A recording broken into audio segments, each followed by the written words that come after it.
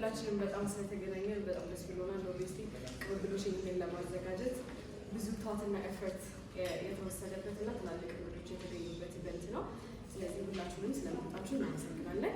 ኢንትሮዳክሽንን ለመጀመሪያ ያክል ትንሽ ላለማንዛዛትም ትንሽ ነገሮች ናቸው እኔ አጀንዳ ላይ ያሉት እነሱም ብዬ ወደ ዛሬው አጀንዳችን እና ወደ ዋናው ፕሮግራማችን እንሄዳለን ማለት ነው።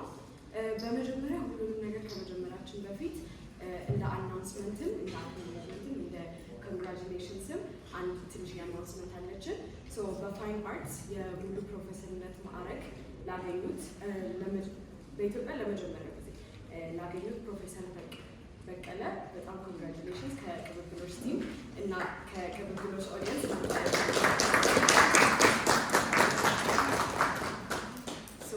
የቅብብሎሽን ቲም እና ኢኒሺቲቭ በብዙ ነገር ሰፖርት ያደረጉ የነበሩ ሰው ናቸው እና የደስታቸውን ስራ ደግሞ ሁላችንም እናደንቀው የምንወዳቸው ሰው ናቸው። ኢትዮጵያ ውስጥ በፋይን አርትስ ፉል ፕሮፌሰርሽፕ ማግኘት ማለት በጣም ከባድ እና በጣም ትልቅ ዴዲኬሽን የሚወስድ ነገር ነው። እሱን ስላደረጉ ዛሬ ከመሀላችን ባያገኙ ግን እንደተገኙ አስበን አንድ ድጋሚ ራውንድ ኦፍ አፕላውዝ። ከዛ በመቀጠል ስለ ቅብብሎሽ ትንሽ ልበላችሁ። ሜቢ ከአብራችሁ የቀጠላችሁ ሰዎች አላችሁ ወይ ደግሞ ዛሬ አዲስ ቅብብሎሽን ወይም አብራችሁ ይሄ ኢቨንታችሁ ለመጀመሪያ ላልሆነም ቅብብሎሽ ቤዚክሊ ኢንተርጀኔሬሽናል እና ኢንተርዲስፕሊነሪ የሆነ በብዙ ትውልድና በብዙ ዲስፕሊኖች መካከል ብሪጅ ወይም ደግሞ ድልድይ ሆኖ ለማገልገል የተቋቋመ ኢኒሺቲቭ ነው። ፒውርሊ እንደ ፓሽን ፕሮጀክት የተቋቋመ ግን ደግሞ በጣም ፓሽኔት እና ዴዲኬትድ በሆኑ ኢንዲቪጁዋሎች የሚመራ ሆኖ አፍሪካን እና ኢትዮጵያን ዲሰንት ላላቸው እውቀቶችም ሆኑ ስኪሎች እነሱን በማሰባሰብ ወይ ደግሞ ላይቭ አርካይቭ በማድረግ ከህዝብ ወደ ህዝብ ለማድረስ የተቋቋመ ኢኒሺቲቭ ነው ማለት ነው። በዚህ አንድ አመት ከግማሽ ወይ ከአንድ አመት ከ6 ወር ውስጥ 2 ኤግዚቢሽኖችን 26 የፊልም ስክሪኒንጎችን እና 17 ፐብሊክ ሌክቸሮችን በጣም ሰክሰስፉል በሚባል ሁኔታ ትልቅ ኮሚኒቲ ቢልድ እያደረግን እስካሁን ድረስ ለህዝብ አድርሰናል ማለት ነው። ይህንን ለማድረግ ደግሞ በጣም ብዙ ሰዎች ካጠገባችን ነበሩ። በጣም ብዙ ኦርጋናይዜሽኖችም እንደነገርኳችሁ ነን ፕሮፊታብል ስለሆነ በጣም ብዙ ኦርጋናይዜሽኖችና ሰዎች ካጠገባችን ስለነበሩ ያከናወናቸው ናቸው። ከቅብብሎሽ ቲም ጀምሮ ለነ ህይወትም እዚህ ለተገኙት እንግዶቻችን ለነ ፕሮፌሰር በቀለ፣ ሰላማዊት ደምሴ፣ ሌሎችም ስማችሁን ላልጠራ ነው ግን ደግሞ አብራችሁን ለነበራችሁ ሁሉ በጣም እናመሰግናለን። ከዛ በተረፈ ለጎተ ኢንስቲትዩት ወንበሮቻችንን አቅርበውልናል በነፃ። ከዛ በኋላ ለገብረ ክርስቶስ ደስታ ሁሉም ከዚህ በፊት አሁን በድጋሚ እንድናዘጋጅበት ስላደረጉን አንዳንድ ካልታያችሁ ፌሚኒን ተቾች አሉ። እሱን ዛሬ አብራን ላልተገኘችው ለዶክተር ነፃነት ግን በጣም ፓሽነት ይህን ፕሮጀክት ሊድ ለምታደርገው ዶክተር ነፃነት ምስጋና አቀርባለሁ። እስኪ እናንተ እንደው ተባበሩኝ ያንድራ ቴንክ ዩ። ከዚህ በመቀጠል ስለ ሬኮርዲንግ ብናወራ የእውነት ሚዲያ ቲም ሬኮርድ እያደረገ ይገኛል ሙሉ ሴሽኑን። ኮንሰንት ስለሚያስፈልገን እና ሶሻል ሚዲያዎች ላይ ፊታችሁ እንዲታይ ማድረግ ሰዎች ካላችሁ ላይ ቲሞቻችን አሉ ዩን ሾስ ሳይን እና ብለር ማድረግ እንችላለን።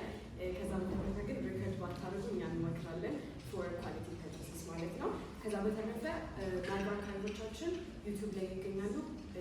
ሁሉም ፕሮግራሞቻችን ከዚህ በኋላ የሚቀጥሉ ከዚህ በፊት የነበሩት አዘን አናውንስመንት ኤንድ አዘ ሪፖርት ሶሻል ሚዲያ ገጾቻችን ላይ ስላሉ ፎሎ ማታረጉን ፎሎ አድርጉን ኤንድ ፎሎ ማታረጉን ደግሞ በዛ እየተከታተላችሁ ዩቲዩብ ኦን ማለት ነው። አመሰግናለሁ። በስተመጨረሻ በጉጉት ስንጠብቀው የነበረው የዛሬውን ውይይት የሚመራልን ወር ደግሞ ኢንትሮዳክሽኑን የሚሰጥልን ሁላችንም የምናከብረው እና የምናደንቀው መቅደላ መኩሪያ ነው። መቅደላ መኩሪያን ወደ ስቴጁ ከመጋበዜ በፊት ሾርት ባዮ አለ በእንግሊዝኛ ስለሆነ የተሰጠኝ በእንግሊዝኛ አንብቤላችሁ መድረኩን እለቅና ኦፊሻሊ ስታርት እናደርጋለን የዛሬው ሴሽናችን ማለት ነው። Magdalena Mokra is a passionate marketing professional, currently working as a marketing lecturer at St. Mary's University. He also serves as a business and finance coach for Impact4 and the MBA program in entrepreneurship that is jointly run with St. Mary's University and University of del Sacro, or I'm sorry if I butchered that, a university based in Milan, Italy. Magdala is the managing partner at Elvis marketing consultancy firm and is a media personality appearing on various media outlets as a resource person on issues related with marketing, branding, human skills. He is also a seasoned trainer in the areas of personal and organizational development. As a founding member of the Ethiopian Marketing Professional Association, he has served the association as a vice president. Magdala is a member of Toastmasters International with the highest honor and is a distinguished Toastmaster, or a DTM. He tries to make a difference through creative teaching, inspiration, and storytelling. I want you all to give a round of applause for Magdala Makra to take So by saying this, I'll conclude my introduction session and give off to the official ceremony to start. Thank you. የአቢጋኤልን ፕሮናውንሴሽን ስሰማ በቃ ወለም ሊለኝ በለና ስለዚህ እኔም እዚህ ጋር ፕሮፋይል በደንብ ጽፌ ነበርና በቃ እሱን አልጠቀምም ማለት እንግሊዝኛ አደባባይ እንዳይወጣብኝ። መጀመሪያ በዚህ ሰዓት ሁላችሁም ቀድማችሁ ስለተገኛችሁ ማመስገን ነው የምፈልገው። ብዙ ጊዜ ኢቨንቶች ሲዘጋጁ በሰዓት እንዳይጀመር አንደኛው ምክንያት የሚሆነው ሰዎች በጊዜ ያለመድረሳቸው ስለሆነ ሁላችሁም በጊዜ ስለመጣችሁ በጣም ላመሰግናችሁ እፈልጋለሁ። ስለዚህ የመጀመሪያው ለራሳችሁ ነው የምታደርጉት። ከመጀመሪያችሁ በፊት ግን አንድ ነገር ላስቸግራለሁ። ሁላችሁም አንዴ ሲካከል ነው ትቅረጡ ተበላችሁ ደግሞ እሱን ከማድረጋችሁ ሰልፍ የራሳችሁ አርጌ ያላችሁ ከዛ አንድ ነገር አብረን ስለምናደርግ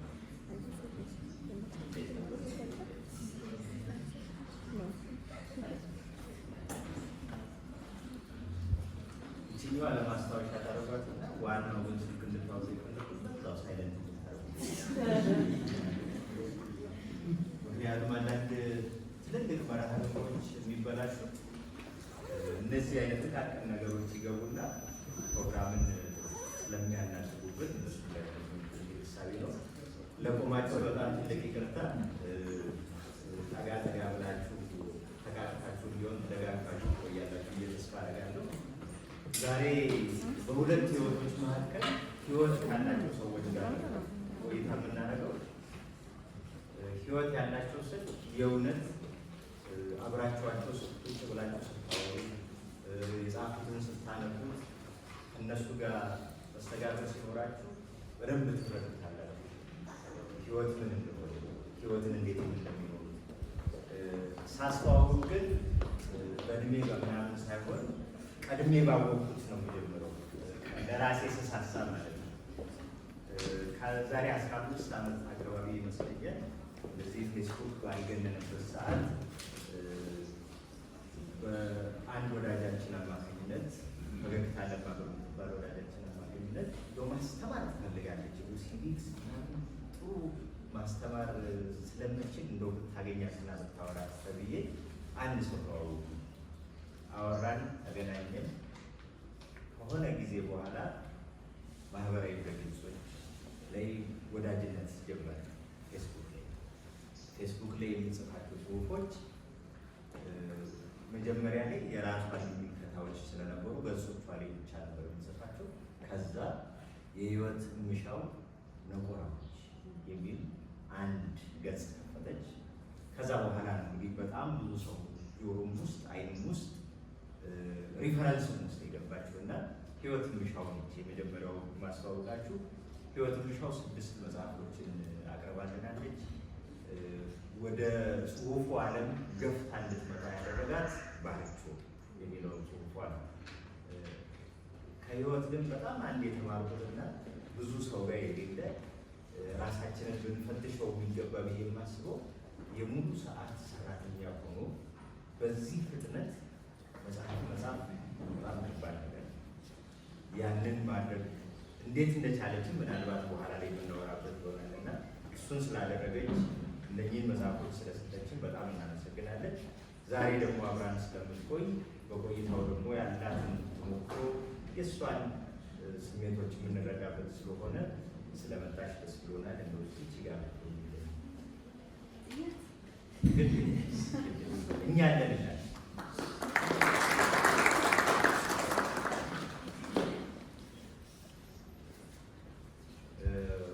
ሁለተኛ ምጋብዝላችሁ በጣም ለመጀመሪያ ጊዜ ስሟን ሲሰሙ ባለስልጣን ተመስለኝ ነበር።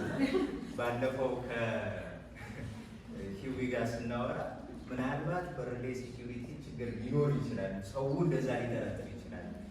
በእንደዛ አይነት ፍራቻ ነው መጀመሪያ ህይወትን ያገኘዋል። ህይወት አንድ የቤተሰብ ካፌ አለች እና እዛ ካፌ የማይንድ ፊልም የሚለው መጽሐፍ ቡክ ሳይኒንግ እና የተወሰነች ሪፍሌክሽን ልታደርግልን ስትመጣ ነው በአካል በደንብ የተገናኘ። ከዛ በፊት ግን ህይወትን የተዋወቅኳት ታወር ኢን ዘ ስካይ በሚለው መጽሐፍ ነው። ታወር ኢን ዘ ስካይ የፖለቲካ አውድ ላይ የምናውቀውን የኢህአፓ ዘመን ሰው ሰውኛ እንዲሸት አድርጋ ቅርብ አድርጋ ያመጣችልን መጀመሪያ። ሁለተኛ ደግሞ በዚህ ዘመን ላለነው አማርኛ ትንሽ ለሚዳልጠን ሰዎች ቅልል ብሎን ያንን ወቅት እንድንረዳ አድርጋ ታወር ኢን ዘ ስካይን በእንግሊዝኛ ያመጣችልን። በጣም ብዙ ሰው ደግሞ ታወር ኢን ዘ ስካይ ላይ ካየ በኋላ ከዚህ የኢህአፓን ታሪክ ትፈጀዋለች ብሎ ሲያስብ ባለችና ምንትዋ ብላ ከምንትዋ በፊት ማይንድ ፊልም አልተሳሳትኩም። ማይንድ ፊልም መጣ። ኮምፕሊትሊ ሌላ ዓለም ይዞ ነው የሄደው። ምናልባት ይህን መጽሐፍ እኔ በግሌ ከ30 ከ40 ሰዎች በላይ ሰጥቻለሁ።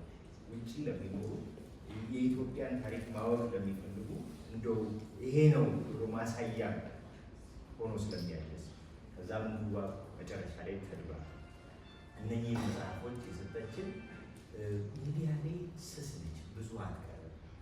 ሰው የበዛበት ቦታ ብዙ አይመቻትም።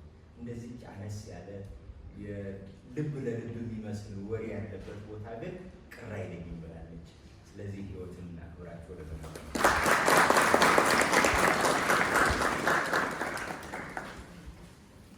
ስለዚህ ከፈቀዳችሁልኝ ብቀመጥ ያው መቲያጭር ቢሆንም እታያለሁ ብዬ ተስፋ አለ።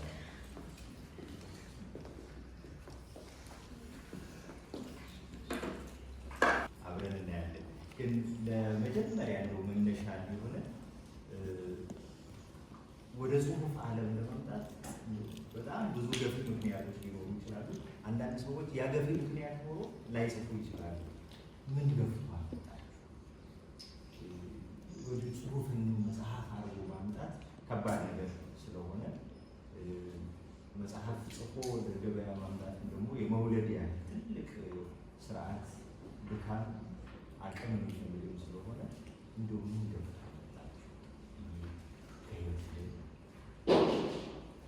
ከህይወቶች ጀምር እናንተ ማለት ነው።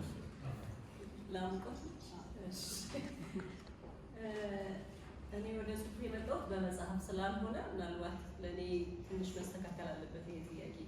ምን ገፋሽ? መጀመሪያ ለመጽሐፍ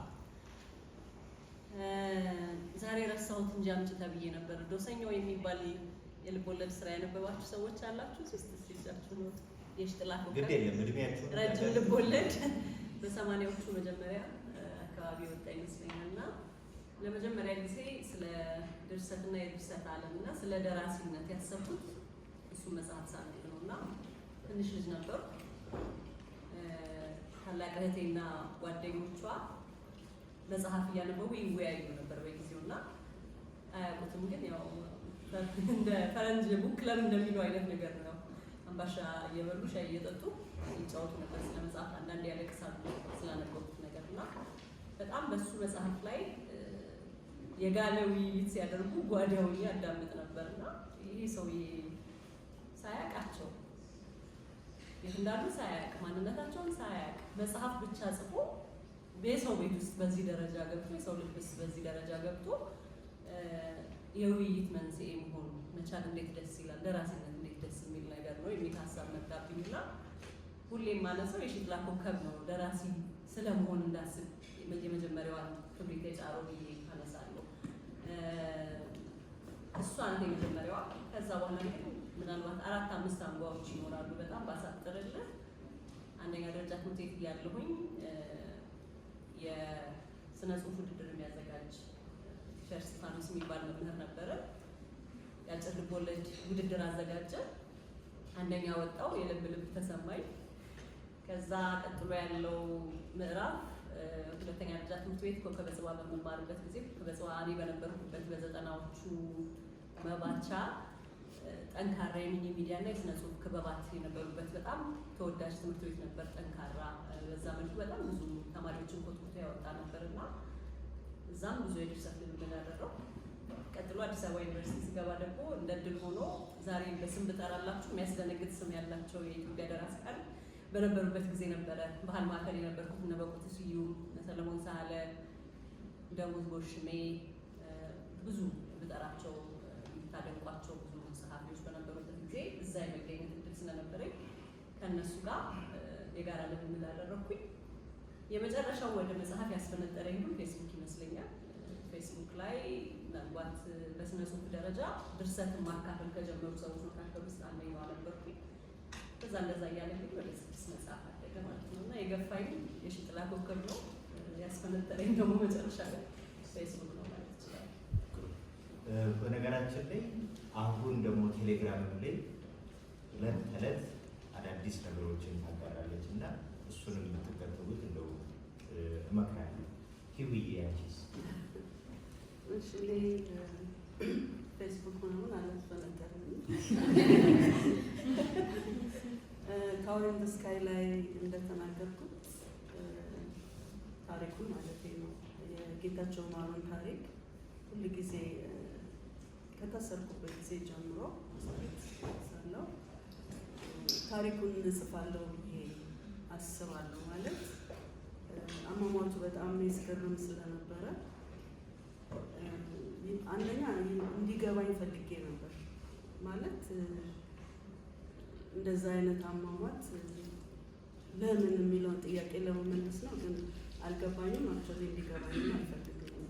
አሁን ግን በዛ ተነሳስቼ ነው። ግን ለአመታት ከእስር ቤት ጀምሮ ከዛ በኋላ ካናዳ ሄጄ ትምህርት ቤቱን እየሄድኩ ሁል ጊዜ እጽፋለሁ፣ በአማርኛ እጽፋለሁ። አማርኛ እንትን አይለኝ አይስማማኝም። በእንግሊዝኛ ሞክራለሁ። እንግሊዝኛው ደግሞ እየባሰ ይሆናል እና የገፋኝ የጌታቸው ማሩ ታሪክ ነው በታወር ኢን ዘ ስካይ። ከዛ የመጨረሻዋ እንትን ፑሽ የመጣችው አንድ ጓደኛዬ ማለት ከኔ በእድሜ አነስተኛ ናት። አብረን ትምህርት ቤት እንማር ነበር እና እዚህ ሀገር ትኖር ነበር። ከካናዳ መጣ። እዚህ 7 ዓመት ኖራ ተመልሳ ካናዳ ለጉብኝት መጣ። እኔ ቤት ነበር የምታርፈው እና አንድ ቀን በቃ እንደ ነገ ልትሄድ እንደ ዛሬ ማታ እራት እንግዲህ በጣም ለብዙ አመት እንትን ሳረገው ነበር። ምክንያቱም ብዙ ራሴን መጠርጠር አለ። እንዴት ብዬ እጽፋለሁ?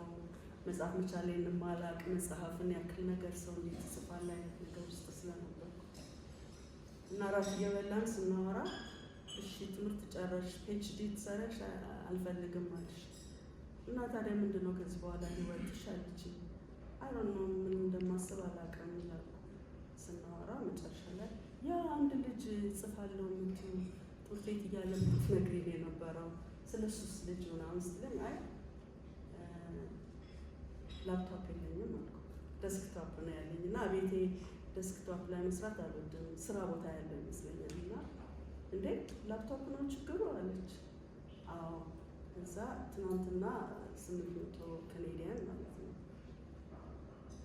የገዙ ልጆች አውቃለሁ ሴል ላይ ያለና ብላ ስትሰጠኝ በቃ እምባዬን ማቆም አልቻልኩም። አልወስድም አልኩ። ብዙ ታገልን። በቃ ጻፊ አለች። ከዛ በኋላ ምን ላደርግ እችላለሁ? ገዛው።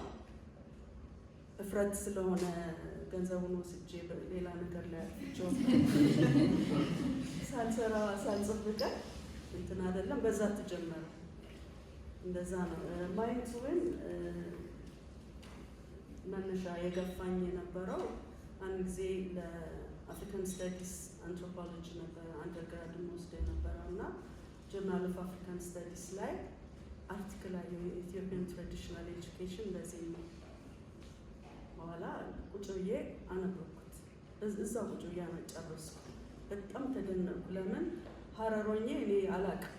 የትምህርት ቤት ታሪክ ምናምን ቅኔ ቤት የምናምን ምንም ሰምቼም አላውቅም። የቆሎ ተማሪ የሚባል ነገርም አላውቅም። በዛ እሱን አንብቤ በጣም እንደ ኢትዮጵያ ውስጥ እንዲህ አይነት ነገር አለ ምናምን ብዬ በኋላ ለፒኤችዲ ትምሰራበታለሁ ሪሰርች ብዬ አሰብኩ። በጣም ነበረ ደስ ያለኝ የነበረው ነገሩ እና በኋላ መጨረሻ ላይ ግን ፒኤችዲንም ስተው ፓወር ኢን ዘ ስካይን ስጨርስ ለካ መጽሐፍ ፈልጋለሁ አላውቅም ነበረ። እኔ ፓወር ኢን ዘ ስካይን ጽፌ በቃ ላቆም ነበር የነበረው። ምትዋብንም በሰው ምክንያት ነው። አበባው እያሌው ረዳት ፕሮፌሰር እሱ ነው ያነሳሳኝ። ተድባብ የራሴ ሀሳብ ነው። እንደዚህ ምናልባት ሁለተኛ ዲግሪ ለፒኤችዲ እያለች ስታወራ ሰማችሁ። ሁለተኛ ዲግሪዋን የሰራችው በሶሺዮሎጂ እና አንትሮፖሎጂ። እንግዲህ አንዳንድ ገፊ ምክንያቶች እዛም ውስጥ ስላሉ አጻጻፉም ላይ ይመጣል። በጣም ብዙ ሰው ለመጻፍ የሆነ ሙድ ውስጥ መግባት ይፈልጋል፣ የሆነ ኢንቫይሮንመንት ይፈልጋል አይደለም። አሁን ለምሳሌ ታወር ኢን ዘ ስካይ ሲጻፍ እና እንደምትዋብ ያሉ መጽሐፎች ሲጻፉ የምትገቢበት የስሜት ባበል መነሳሻው ገፊ ነገሮቹ ይለያያሉ እና ስትጽፊ ምን አይነት ነገር ትፈልጊያለሽ? አካባቢሽ ምን ይመስላል? እኔ ስጽፍ ወሬም አልፈልግም፣ ስልክም አልፈልግም፣ ምንም ማየትም አልፈልግም። ሙዚቃ ብቻ ነው የምሰማው እና በጣም ጸጥታ ያለበት ቦታ ውስጥ መጻፍ ነው የምፈልገው። አንፎርቹኔትሊ ግን የምኖርበት ቦታ በጣም ብዙ ህጻናት ያሉበት፣ በጣም ብዙ ጫጫታ ያለበት ቦታ ነው። ግን እንደዛ በዛ አይነት ሁኔታ ነው ታወር ኢን ዘ ስካይ አሁንም ስራ እየሰራው ነው የምሰራው ምጽፈው መጽሐፎችን እና ታወር ኢን ዘ ስካይ አንዳንዴ ትንሽ ፈቃድ ወስድና ስሰራ በቤት ውስጥ በምቆይበት ሰዓት የሆነ ሪቹዋል አለኝ። ጠዋት እነሳለሁ ምናምን ዘገጃጃለሁ ምናምን። ልክ 5 ሰዓት ከሩብ ሲሆን ታች ፎቃችን ስር ፒዛ ቤት አለ፣ ኪንግ ስላይስ የሚባል እዛ ወርዳለሁ። በቃ ትልቁ እንትኔ እሱ ነበረ። ማነሳ እንደ ትንሽ እንትኔን ስሜቴን ትንሽ ይገነባልኛል እና ያነሳሳልኛል። አረቢያታ የሚላል አይደል? አረቢያታ ጠይቃ እንደውም ሲያዩኝ ለምደውኝ አረቢያታ ይላል። ልክ ከኦቭን እንደወጣ እሱን ገዛለሁ በቃ በላለሁ። ከዛ በኋላ እንደ ሞተር አንዳንድ ቀን 13 ሰዓት ሁሉ የሰራሁበት ጊዜ አለ። በጣም 5፣ 6፣ 7፣ 8 ሰዓት በዛ ፒዛ ጽፋለሁ። እንደገና 24 ሰዓት ላይ 5 ሰዓት ከሩብ ሲሆን ወርጄ ነው እንደገና እና ትልቁ እንትኔ እሱ ነበር። ሙዚቃ ሰማለሁ፣ ኢንስትሩሜንታል ጃዝ ምናምን ሰማለሁ። ሌላ ብዙ ጣጣ የለብኝም። እንግዲህ ብዙ ጣጣውን በኋላ እንመለስበታለን። ግን አሁን ካሁን በኋላ ፒዛ አረቢያታ ስታየው እንግዲህ ህይወት ትዘግይላችሁ ነው። ግን ሙዚቃ ስላለች ጃዝ ብለሻልና ምን አይነት ጃዝ የሆኑ ነገሮች አሉ ይመስለኛል። ይበልጥ ግሮቨር ዋሽንግተን እና ፋውስቶ ፓፔቲ እነዚህ ነበር የምሰማው እና ባናና ምናምን የሚባል ነበር። እነዚህም እሰማለሁ። አሁን ግን አማርኛ እዚህ ሀገር ከመጣሁ ኢንስትሩሜንታል እሰማለሁ። በቃ ታወር ማለት ይሄ ነው። ስለዚህ ታወር ኢን ዘ ስካይ ያላነበባችሁ ሰዎች ይችን ትከፍቷትና ከጀርባ ማንበብ ነው። ህይወት የነበረችበት ቦታ ላይ ሆናችሁ ታነቡታላችሁ። ጸሐፊው አቀናባሪ ማለት ነው ግሮቨር ዋሽንግተን ግሮቨር ዋሽንግተን እናመሰግናለን። ህይወት የሚሻውስ እርግጥ ማህበራዊ ድረገጾች ላይ አንዳንድ ጊዜ ስቶሪ ላይ ሲጋሩ የምናያቸው ሚስጥሮች የሚመሳስሉ ነገሮች አሉ። ግን ስትጽፊ ያንቺ ኢንቫይሮመንት ምን ይመስላል? እኔ ደግሞ የህይወት ተቃራኒ ነኝ፣ ግን የብዙ ደራሲያን ተቃራኒም እሆናለሁ ብዬ ነው የምገምተው። የጸጥታ በጣም ያስጨንቀኛል። ምክንያቱም የምጽፈው ዛሬ ነው። ስለዚህ ብዙ በጥልቀት ምርምር የማድረግ የማሰላሰል ወይ ደግሞ ከሰዎች ጋር ተነጥሎ ለብቻ ማታ ተነስቶ ሌሊት ተነስቶ አመጦ እንደዚህ አይነት ደራሲያን ላይ ብዙ ጊዜ የምንሰማው ነገር አለ አይደለ? እንደሱ አይነት ስሜት የለኝም። ብዙ ጊዜ የምጽፈው አሁን በተለይ ከኮሮና ቫይረስ ወዲህ እቤት ነው ስራዬን የምሰራው፣ የእንጀራ ስራዬን የምሰራው ቤት ስለሆነ ሁለቱንም እንደባልቄ ነው የምሰራው። ትንሽ የቢሮ አለችን ቤት ውስጥ እዛ ነው የምጽፈው። ቀኔን ብነግርህ ምናልባት ተቀላቅሎ ነው ኑሮና ድርሰትን በጣም ቀላቅዬ ነው የምኖረው። የሆነ አጥሬ የማስቀምጠው የድርሰት ሰዓት የለኝም። አልፎ አልፎ እስቲ እንደው ወግ ድረሰኝ ጸጥ ባለ ቦታ ነጻፍ ጨዋ ደራሲ ልሁን እንደ ሰዎች እስቲ ልሁን ብዬ መናፈሻ ሄጄ ወይ ደግሞ አለ አይደል የጸጥታ ያለበት ቤተ መጽሐፍት ሊሆን ይችላል፣ ወይ ከሰው የተነጠለ ቦታ ሄጄ ከተቀመጥኩኝ ጭራሽ ሀሳብ ይመጣልኝ። ስለዚህ ሰው ነው ሀሳብ የሚሰጠኝ እንደዚህ ከሰው ጋር ሰው ነው እና እሱ ነው። ሌላው ደግሞ ምናልባት እኔ ብዙ ጊዜ አስቤ ነው እንጂ የምጽፈው እያሰብኩ አልጽፍም ወዲያው። ስለዚህ ዛሬ የጻፍኩትን ታሪክ ምናልባት ለ3 ለ4 ቀን አስቤው ሊሆን ይችላል። አይምሮዬ ውስጥ ነው ብዙዎቹን ነገሮች የምጽፋቸውና አይምሮዬ ውስጥ ነው የምጽፈው ስላችሁ ሙሉን ነው የምጽፈው። እንዴት ብሎ እንደሚጀምር፣ በምን አረፍተ ነገር እንደሚጀምር፣ ወገቡ ላይ ምን እንደሚሆን፣ ሴትዮዋ ምን እንደምትል፣ ሰውየው ምን ብሎ እንደሚመልስላት የመጨረሻው አረፍተ ነገር ሳትቀር ጭንቅላት ውስጥ አስበዋለሁ። ከዛ በኋላ እንደማውረድ ነው መጽሐፍ ነው ኖርብኝና በዛ መልኩ ስለሚሄድ ብዙም እሱ አለ። ስጽፍ የምፈልጋቸው ጥቃቅን ነገሮች አሉ። እጣን በጣም ነው የምወደው። አሁን እንደውም እጣን ከሌለ መጽሐፍ እስኪያቅተኝ ድረስ ከባድ የሆነ ትስስር ተፈጥሯል። ህይወትንም እያስመጣ እጣን ቡናም የቅርብ ሱስ ነው። የሚያስቀው ነገር እስከ ዛሬ 5 ዓመት ድረስ እንደዚህ ሻይ የምጠጣ በጣም መደበኛ ሰው ነበርኩ። እህቴ ከውጭ መጣችና ቡና አስለምዳኝ ሄደች። እሷ ስትሄድ እኔ ቡናው ቀረ እኔ ጋር። ቡና ጭስ የሌለው ቡና ጠላ ነው የሚመስለኝ ያለኝ የሆነ ሰው ነበር። ቡና እጣን ከሌለው ትንሽ ቅር ይለኛል። ከዛ ውጪ ሙዚቃ በጣም ስለምወድ ሙዚቃ የድርሰቴ ግብአትም ነው። እኔ እንደማጀቢያ ብቻ ሳይሆን ምናልባት ካነበባችሁ ድርሰቶች ሁሉ ጊዜ ስለ ሙዚቃ፣ ስለ ሙዚቀኛ፣ ስለ ሙዚቃ የሚያወሩ ሰዎች በሆነ መልኩ ራሱን ያገኛል ሙዚቃ ድርሰቶች ውስጥና ያለ ሙዚቃ አልጽፍም ማለት ይቻላል። ግን በመሳሪያ የተቀነባበረ ብቻ ሳይሆን አንዳንድ ጊዜ ቱፓክን እየሰማሁ ልጽፍ እችላለሁ። የሙዚቃ ምርጫዬም በጣም ውል የሌለው ራፕ የምሰማበት ቀን አለ። ኃይሉ መርጊያ ብቻ ጸጥ ብዬ ስሰማ የምውልበት ቀን አለ። ሰሞኑን ደግሞ ለምሳሌ ሮቤል ሚደቅሳን ብቻ ነው የምሰማው። የሆነ ሰሞን ደግሞ ኬኔዲ መንገሻ ያምረኛል እና በጣም የቱ ጋር ናት ብላችሁ የማትገምቱት አይነት የሙዚቃ ምርጫ ስላለኝ ሁሉንም አይነት ሙዚቃ እንዳመጣልኝ ያዳመጥኩ እጽፋለሁ። ከዛ ውጪ ብዙ እንደዚህ የሚወራ ሂደት ወግ ያለው ስነስርዓት ያለው አጻጻፍ አልጽፍም እና ከዛ ምናልባት ለመጽሐፍ ማስባቸው ማጫቸው ታሪኮች ካሉ ግን የአርትዖት ስራ ላይ ትንሽ የጥሞና ጊዜ ወስዳለሁ። ይሄን ነው የሚመስለው። እዚህ ላይ ትንሽ እንትን ነው ማለት ህይወታውን ታሪኮችን ጭንቅላቷ ውስጥ ሰርታ እኔ እንደዛ አይደለሁም። ሀሳቡ አለኝ ልላቸው የምችላቸው አንዳንድ ነገሮች አሉ። ግን አክቹዋሊ እየጻፍኩ ነው እዛው ጋር ትናንት የጻፍኩትን ኮምፕሊትሊ ቀይሬ እንደገና እዛው ጋር እያሰብኩ ነው የምጽፈው እንጂ መጀመሪያ ሀሳቡ ይኖረኛል፣ ግን አላውቀውም እንዴት እንደሚሄድ ታሪኩ። አንዳንዴ እስኪገርመኝ ድረስ የሆነ ነገር ውስጥ ገብቼ ራሴ አንዳንዴ በዛ ይሆናል። በእርግጥ የሚያመልጡ ገጸ ባህሪያት አሉ፣ አስቸጋሪ ገጸ ባህሪያት ይገጥሙኛል። እንደዚህ ነው የሚያልቀው ብዬ ደምድሜ ስለ ካባዬ ስናወራ ነበር ባለፈው። ካባዬ የሚል አንድ ታሪክ አለ ከህይወት ጋር ብዙ ጊዜ የምንጫወትበት ለእርቃን ጉዳይ ላይ እና እኔ አስቤው የነበረው አጨራረስ ሴትዮዋ እምቢ አለች።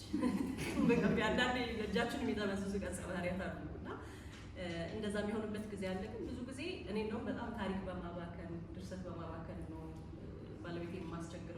የአርትዖት ስራ የሚሰሩ ሰዎችን ሰው አይቶት የሆነ ነገር ለምሳሌ ይሄ እኮ እንዲህ ቢሆን ካለኝ ይጣል ነው የምለው። በጣም ለማረም በጣም ከባድ በጣም ነው የምለግመው ለማረም ስራዬ።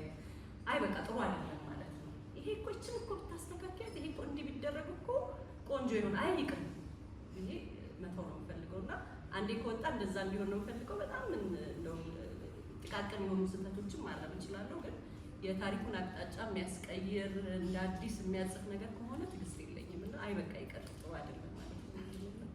እንደዛ ነው። እንግዲህ መጽሐፍ የምታስቡ ሰዎች ካላችሁ የተለያየ መንገድ አለ። ለአንዳንድ ሰው ሀሳብ አብላልቶ አልቆ እዚህ ውስጥ ተብላልቶ የሚጽፉ ሰዎች አሉ። እንደ ህይወት ተፈራ ደግሞ እየጻፉ እየታሰበ እዛው እየተቀየረ የሚሄድም አለና ሁለቱም ሊያስኬድ ይችላል ማለት ነው። ጽሁፎቻችሁ ቢያውሉስ እንደሱ አስባችሁ ታውቃላችሁ? የኔ ጽሁፍ ህይወት ተፈራው ስባል ወይም ህይወት ተፈራ ስራ እኔ ጽሁፍ ውስጥ ቢኖር ብላችሁ ያስባችሁ? አለች ራሷ እንደ ሰው እኔ ፖስት ሞደርን ስለሆነ አጻጻፊ ይሄ ድህረ ዘመን ምንድን ነው የሚባለው በአማርኛ? ዮርዳኖስ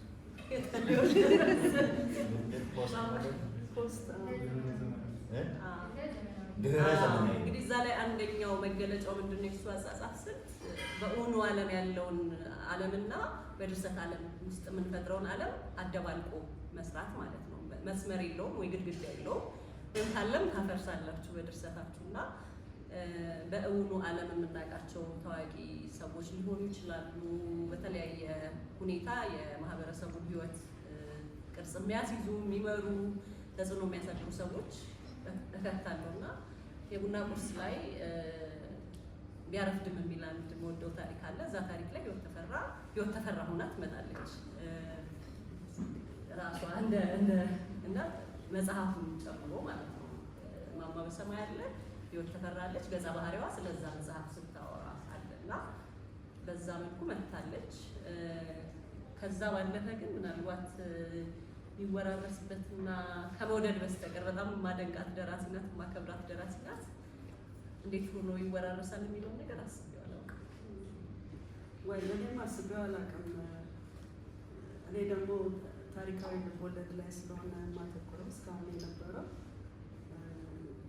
በዚህ ዘመን ያሉ ሰዎች እዛ ውስጥ አስቤያቸው አላውቅም እና እንደዛ ነው እንግዲህ የእኛ ዘመን ታሪክ እስኪሆን ድረስ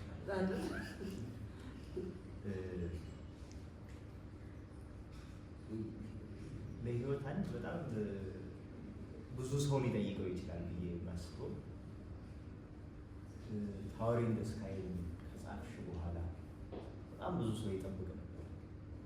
ከዛ የሚቀጥል የእሱን ወዝ የያዘ የእሱን ስሜት የያዘ ሌላ ይጠብቅ ነበርና ከዛ በኋላ ወደ ማይንቲውን ሄድሽ እንትዋ ጋር የታጠፍሽበትን ምክንያት አለ? በቃ ታወር ኢን ዘ ስካይ ለእኔ የዛ ጊዜ ታሪኬ መደምደሚያ ነው። ጨርሻለሁ ያንን ታሪክ። ከዛ ፖለቲካ ከሚባል ህይወት ወጥቻለሁ። ስለዚህ ያንን ፋይል ዘግቼ አሁን በኋላ ወደ ሌላ እንትን ነው እና ታወር ኢን ዘ ስካይ ውስጥ ራሴንም ፍለጋ ጭምር ነው። ስለ ጌታቸው ማሩ ማውራት ብቻ ሳይሆን በተለይ እስር ቤት ከገባው በኋላ ብዙ ራሴን የመፈለግ ነገር አለ። ምናልባትም መጽሐፎች ውስጥ ሁሉም ውስጥ ሬኮግናይዝ ያንን የሚያደርጉ ሰዎች አሉ። እኔ በደንብ ስለማላቸው ስለሆንኩ የምጽፈው እና የኔን ትርጉም ፍለጋ የህይወት ፐርፐዝ ፍለጋ ምክንያቱም አንድ የሆነ ጊዜ ላይ እስር ቤት እያለሁ ስለ ህይወት ትርጉም ጠፍቶብኝ ነበር። ማን እንደሆንኩም አላውቅም ነበር እና በጣም እንዲህ ያለ ህይወት ውስጥ ስለነበር የነበርኩት እስር ቤት መጀመሪያው ላይ። ከዛ በኋላ ግን ይሄንን ትቶ ወደዚህ ሲመጣ በጣም ብዙ የስነ ልቦና ቀውስ ሊያስከትል ይችላል። በዛም ጊዜ ብዙ ልጆች ለምሳሌ ከእስር ቤት ሲወጡ ራሳቸውን ያጠፉ ሰዎች አሉ። ማለት የምትመረኮዘው ነገር ያንን ያክል ግዙፍ ነገር ከህይወቱ ወጥቶ መቆም በጣም ከባድ ነው። ስለዚህ ብዙ ሰው ወደ ሃይማኖት ይሄዳል። እኔ እዛ ውስጥ አንዴ ሙዚቃ ውስጥ፣ አንዴ ስዕል ውስጥ፣ አንዴ መጽሐፍ ውስጥ ራሴን ብዙ ልፈልግ ሞከርኩ። በኋላ ግን እያገኘሁት መጥቼ እንደሆነ አላውቅም፣ ግን ፍለጋ ላይ ነው ያለሁት እና በዛ ምክንያት ነው እና እኔ ሀሳብም የለኝም ወደዛ ለመመለስ በቃ መደምደሚያ ነው። ጨርሼ ነበር የነበረው ታሪኩ እና ሌላ እንትን የለውም።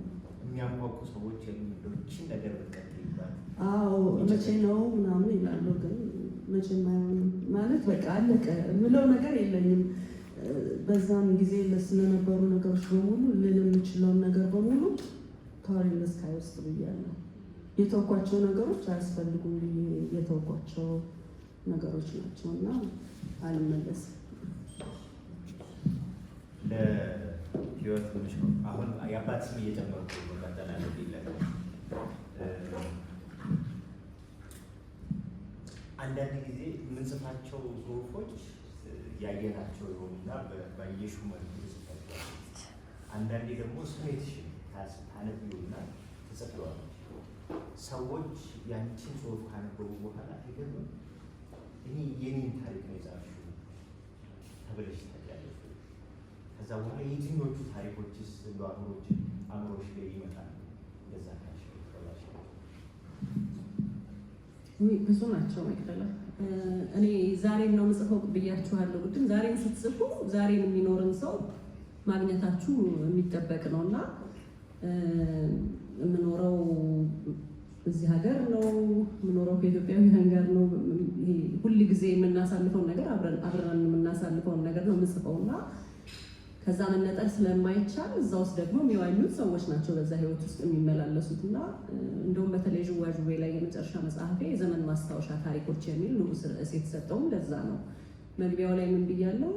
እዚህ መጽሐፍ ላይ አጎታችሁን፣ አክስታችሁን፣ አባታችሁን፣ ጎረቤታችሁን ከዛም አልፎ ደግሞ ራሳችሁን ብታገኙ የእናንተን ታሪክ ስለጻፍኩ ነው የምታገኙት ብያለው እና የኔ ጥሬ ዕቃ የኢትዮጵያ ህዝብ ታሪክ ነው። የመደበኛ ኢትዮጵያውያን ህዝብ ታሪክ ነው የድርሰት ጥሬ ዕቃ እና ብዙ ጊዜ የሚገጥመኝ ነገር ነው። ግን ምናልባት በቅርብ የሆነውን ነገር ብነግርህ፣ ሁለት ነገሮች ብነግርህ ደስ ይለኛል። ለእርቃኑ ጉዳይ 4ኛ መጽሐፌ ነው። በጣም ስሜቴን ስለነኩኝ ነው እነዚህ ሁለት ታሪኮችን መርጬ የምነግራችሁ። ጎብዥ እና ሙቺ የሚል አንድ አጭር ታሪክ አለ እዛ ላይ።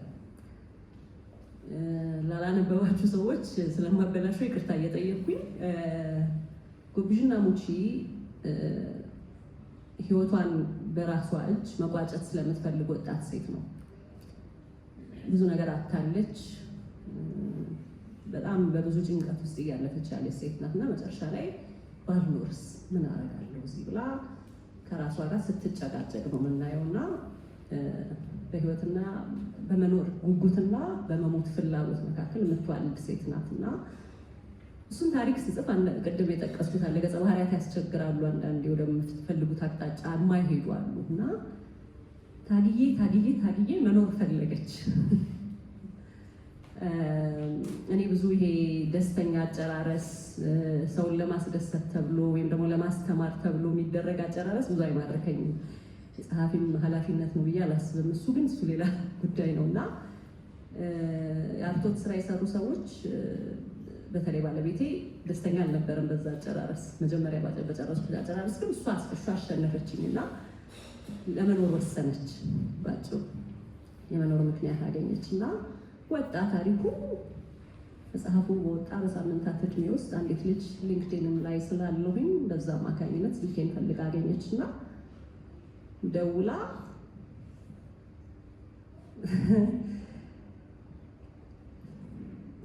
እኔ ስለምን ልኖር ነው ያለችኝ ልጅቷ። በዚህ ምክንያት አንዳንድ ጊዜ ሰዎች እናንተ እንደዋዛ እንደ ድርሰት የምትጽፉት ነገር ምን ያህል ትርጉም እንዳለው የምታውቁት እንደዚህ አይነት ሰው ሲደውል ነው እና እኔ ስለምን ልኖር ስትለኝ እኔ እኮ የስነ ልቦና ባለሙያ አይደለሁም፣ ዝም የተራ ደራሲ ነኝ። ለምን እንደዚህ አይነት ስልጣን ትሰጪኛለሽ? ፈልጌ ያገኘሁት ስልክሽን ንገሪኝ፣ እንዴት ለምን ልኖር እና በዛ መልኩ ጨርሼው ቢሆንስ ኖሮ ታሪኩ ብዬ ነው ያሰብኩት። መጀመሪያ ያሰብኩት ነው በዚህ መልኩ በዚህ መጠን ሰዎች የምንጽፈው ነገር ቀጥታ በቃ ልክ እንደተጻፈው ወስደው ህይወታቸው ላይ ስልጣን እንደሚሰጡት ያንን የድርሰት ስራ ስታስብ በጣም ያስደነግጥ ነገር አለው እና በኋላ ከባለሙያዎቹ ጋር አገናኘኋት። ደህና ናት። ደስ የሚለው ነገር አሁንም ደህና ናት፣ እግዚአብሔር ይመስገን። እሱ አለ እና ሁሌ ያረሰውም እሱ ነገር እና ጎብዘሽ መኖር አለብሽ እንደዚህ ብዬ ያለ አዋቂ ምክር ሰጥቻት፣ በኋላ ግን የባለሙያ ምክር ስላገኘች ጥሩ ህይወት እየመራች ነው አሁን። በቅርብ ዥዋዥዌ ላይ የአረብ ሀገር ሴት የሚል ታሪክ አለ። ብዙዎቻችሁ የሰማችሁት ታሪክ ይመስለኛል። አዲስ ነገር አልጻፍኩም እዛ ላይ ግን ምናልባት በአንድ ቅርጽ ሲመጣ እንዴ ምንድነው በደሉ ሲጻፍለት አንድ ሰው እንደዚህ ተበድዬ ኖሯል እንዴ እንዳለው ሰው አይነት ታሪክ የገጠማት ሴት አግኝቻለሁ እና በቅርብ ዲግሪ ያላት ቤተሰቧ ስለተፈናቀለ በጦርነት ምክንያት ስለተበተነ አረብ ሀገር ሄዳ በሰራተኝነት ትሰራ የነበረች ልጅ ናት እና ሳነበው እንዴ ለካ የሁሉ ነገር ደርሶብኛል፣ እኔ እኮ መናደድ አለብኝ፣ ለምንድን ነው የማልናደደው አልኩኝ ነው ያለችኝ። እና አንዳንዴ ቁስልም የመንካት ስራ ይሆናል ድርሰት ማለት ነው። እና እንዲህ አይነት ነገሮች ይገጥማሉ ብዙ ጊዜ በቃ በቀጥታ የሰው ህይወት ውስጥ የገባ ነገር በምንጽፍበት ሰዓት እንደዚህ አይነት ምላሾች ይመጣሉ። አንዳንዴ ደግሞ ወቀሳ፣ ባለጌ የምባልበት ጊዜ አለ። እንዴት እንደዚህ አይነት ነገር ትጽፊያለሽ? ልጅ ያነበበችው እኔ ልጅህን ለምን አስነበብካት? 18 ዓመት ብለሽ አጽፊም? አይ 18 ዓመት ከ18 ዓመት በታች የተከለከለ ነው ብዬ ብጽፍ ምን እንደሚሆን ታውቃላችሁ? ለመሸጥ ነው የሚመስለው። አይደለም። ይሄ እንግዲህ መቶ ሰው ሲገዛ ለአዋቂዎች የተጻፈ ጽሁፍ ነው። ልጆቻችን የሚያነቡትን ነገር የመቆጣጠር ኃላፊነት ያለባቸው ወላጆች ናቸው ብዬ አስባለሁ። 16 ዓመት ልጅ አንብባ እንዲህ ብለሽ ጽፈሽ እንደዚህ ብሎ ደግሞ የሚቆጣም ሰው አለ፣ የሚወቅስም ሰው አለ፣ ሊመክርም የሚፈልግ ሰው አለ። ከዛ ደግሞ ደስ ብሎኛል ይሄን ነገር ስለጻፍሽና ልጆቼ እንዲማሩበት ስላደረግሽም የሚል ሰው አለና ብዙ አይነት ይገጥማል። እነዚህ የጠቀስኳቸው ሁለቱ ግን በተለይ የመጀመሪያዋ ቆም ብዬ እንዳስብ አድርጋኛለች እና እጄን ይዘው ሰዎች እንዲያጽፉኝ አልፈልግም። እሷን እያሰብኩ መጻፍ አልፈልግም። ሌላ ጊዜ ስጽፍ ግን አይ አንዳንዴ ደግሞ ጥንቃቄ ይፈልጋል ይሄ ነገር የሚሰጠን የሆነ አይነት ኃላፊነት አለ የሚለውን ነገር እንዳስብ አድርጋኛለች። በጣም ረጅም መልስ ነው አይደል? በስሜትም ውስጥ ገብተሽ ስለነበረ ቢረዝምም አልጠላም። ወደ ህይወት ተፈራ ልመለስና በተለይ እንግዲህ መልሼ መጀመሪያው መጽሐፍ ጋር በመጣ እንዳትቀየሚ ታወር ኢን ዘ ስካይ ምናልባት ሰዎች ሲያነቡትም በወቅቱ የነበሩት ሰዎችም ሲያዩትም የዛም ዘመን ሰዎች በወቅቱ የሀፓም ውስጥ ባይኖሩም ግን በዛ ዘመን የነበሩ ሰዎች ሲያዩት በሁለት መልኩ በሁለት ጎራ የታየ መጽሐፍ ይመስለኛል እና አንዳንዶች ያንን ዘመን በትክክል ያልታየውን እንዲታይ አድርጎ ይሳለው፣ አንዳንዶች ደግሞ አይ ፖለቲካውን በደንብ አላወጣችም ተብሎ ይነሳልና እነሱን ተቃርኖች እንዴት አየሻቸው? ከዛ በኋላ ከመጨረሻው ልጀምር። ስለ ፖለቲካው በደንብ አልጻፈችም ለተባለው እኔ ስለ ፖለቲካው ልጽፍም አልተነሳውም። የኢህአፓንም ታሪክ ልጽፍ አልተነሳውም። ግን የጌታቸው ታሪክ ሆነ ስለ ራሴ የሚያወራሁት አብረን ስለነበርን ነው እና እንዲሁ ባዶ ቦታ ቫኪዩም ውስጥ አይደለም አይደል የተካሄደው። ለዛ ነው ያነሳሁት ያንን ሁሉ ታሪክ እንጂ ለብቻው መጻፍ ቢችል ኖሮ ለብቻ ጽፍ ነበረ እና እኔ ፖለቲካ ውስጥ ገብቼ ይህን ያህል የኢህአፓን ታሪክ ወይ ፖለቲካ በጣም ብዙ ያልተነሱ ጥያቄዎች አሉ። ያላነሳኋቸው ሆነ ብዬ ነው ማለት ምንም አያደርጉልኝም። ለዛ አላማ ግብአት ሊሆኑ የማይችሉ ነገሮች ስለሆኑ ትቻቸዋለሁ። በስሜቱን በሚመለከት አሁን ህይወት ባለችው ያው ሌሎች መጽሐፎች ላይ እንደዚህ አይነት ጥያቄ ሊነሳ አይችልም። ግን ታወር ኢን ዘ ስካይ ላይ ሁለት አይነት ጎራ ነው ያለው። አንዱ በአባላት በነበሩ በኩል በቃ ልክ እኔም እኮ እንደዛ ነበርኩ፣ ስሜታችንን ጻፍሽልን፣ የውስጥ አሰራሩን ደግሞ መዋቅሩን እንደዚህ በሚመለከት ስሜታችንን የምናካልላቸውን ቦታዎች፣ የምንሯሯጥባቸውን፣ የምንሽለኮለክባቸውን ቦታዎች ሁሉ ሰው ያውቃቸዋል፣ ወይም አብዛኛው የኢህአፓ አባል ያውቃቸዋል። በአካባቢ ብንለያይም ብዙ ጊዜ መርካቶ የሚሰሩ ልጆች መርካቶ አካባቢ፣ እንደኛ ደግሞ 4 ኪሎ ካዛንቺስ ምናምን ቦሌ የሚሯሯጡ ደግሞ እንደዛ ነው እና በጣም ደስ ብሏቸው በቃ ልክ እኔ ማለት የፈለግኩትን ነገር ነው እያልሽልኝ የሚሉ አሉ። በሌላ በኩል ደግሞ ታወር ኢን ዘ ስካይን የማይወዱ ሰዎች አሉ። የማይወዱት ሰዎች በቃ ኢህአፓን አሳቀለችው አይነት ነገር። አንዳንዶች እስካሁን ዝም ብላ ነበረ እና ዝም ተብሏል የጌታቸው ማሩ ታሪክ አሁን ከዚህ ሁሉ ጊዜ በኋላ አንስታ ምን አስወራት የሚሉ ሰዎች አሉና እኔ ለዚህ ምንም መልስ የለኝም። ማለት እኔ በፈለኩበት ሰዓት ነው የጻፍኩት ወይም ምጽፍ ምችል በመሰለኝ ሰዓት ነው የጻፍኩት። መጻፍ የነበረብኝ ለራሴ ቃል ለጌታቸውም ሀሳቤ ቃል የገባሁት ነገር ስለነበረ በዛ እንትን ነው እና በጣም ብዙ ሰው ግን ኢቨን የሚቃወሙኝ ሰዎች እንኳን በግል ሲያወሩ ግን እኮ ታሪካችንን እንጽፋልናለች፣ ስሜታችንን እናሳይታልናለች ምናምን የሚሉ አሉ እና ለምሳሌ አሁን አንድ ልጅ ተቃዋሚ እንኳን ሆኖ ሳይሆን አንድ ቦታ ተገናኝተን እንደው ታወር ኢን ዘ ስካይ ውስጥ እኮ አንድ ነው ትልቅ ነገር የተናገርሽው አንድ ነገር ነው አለኝ። ምንድን ነው አልኩት።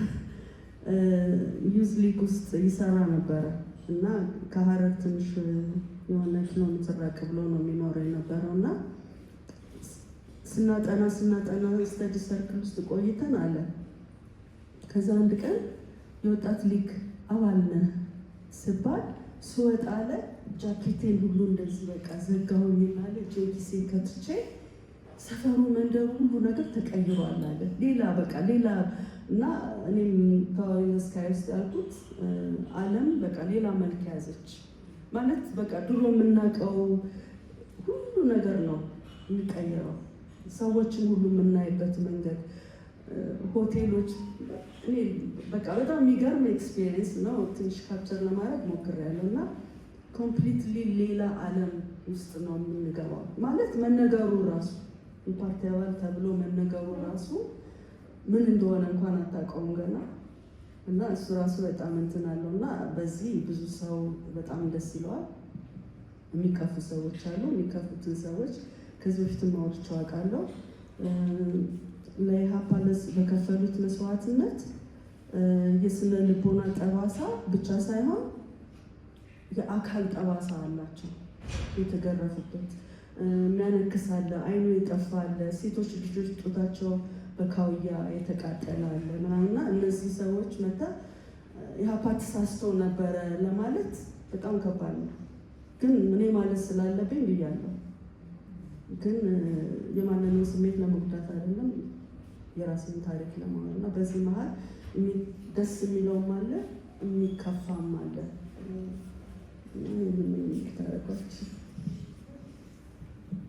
በጣም አመሰግናለሁ። ምናልባት በእኔ ዝንጉነት ነወለልነት ያልጠየኳቸው ጥያቄዎች ካሉ እነሱን እያስባችሁ ቆዩና እናንተ ጥያቄያችሁን አስባችሁ ወደዚህ እስክትወረውሩት ድረስ ለሁለቱም ህይወቶች አንድ ተመሳሳይ ጥያቄ ልጠይቃቸው። በዚህ ዘመን ሁሉም ሰው ባለሀሳብ የሆነበት ጊዜ ነው። ሁሉም ሰው መድረክ አለው። ሁሉም ሰው በማህበራዊ ድረገጽም ብንል በምስልም በጽሁፍም ሀሳብ የሚሰጥበት ጊዜ ነው እና ጥሩ ሀሳቦች እንዲመጡ ነገን መቀየር የሚችሉ እንደው ትውልድ ላይ እንደዚህ ተነስተው ለመጽሐፍ ሊሆን የሚችል ሀሳብ እንኳን መሆን የሚችል ጽሁፍ ሰዎች እንዲያመጡ መጽሐፍ የሚፈልጉ ሰዎች፣ ሀሳብ መቀመር የሚፈልጉ ሰዎች እንዲህ ብታረጉ ለእኔ ይሄ ጠቅሞኛል የምትሉት ካለ እንደው እሷን እንደ የቤት ስራ እንደ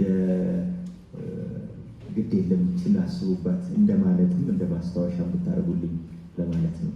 ከህይወት ተፈራልም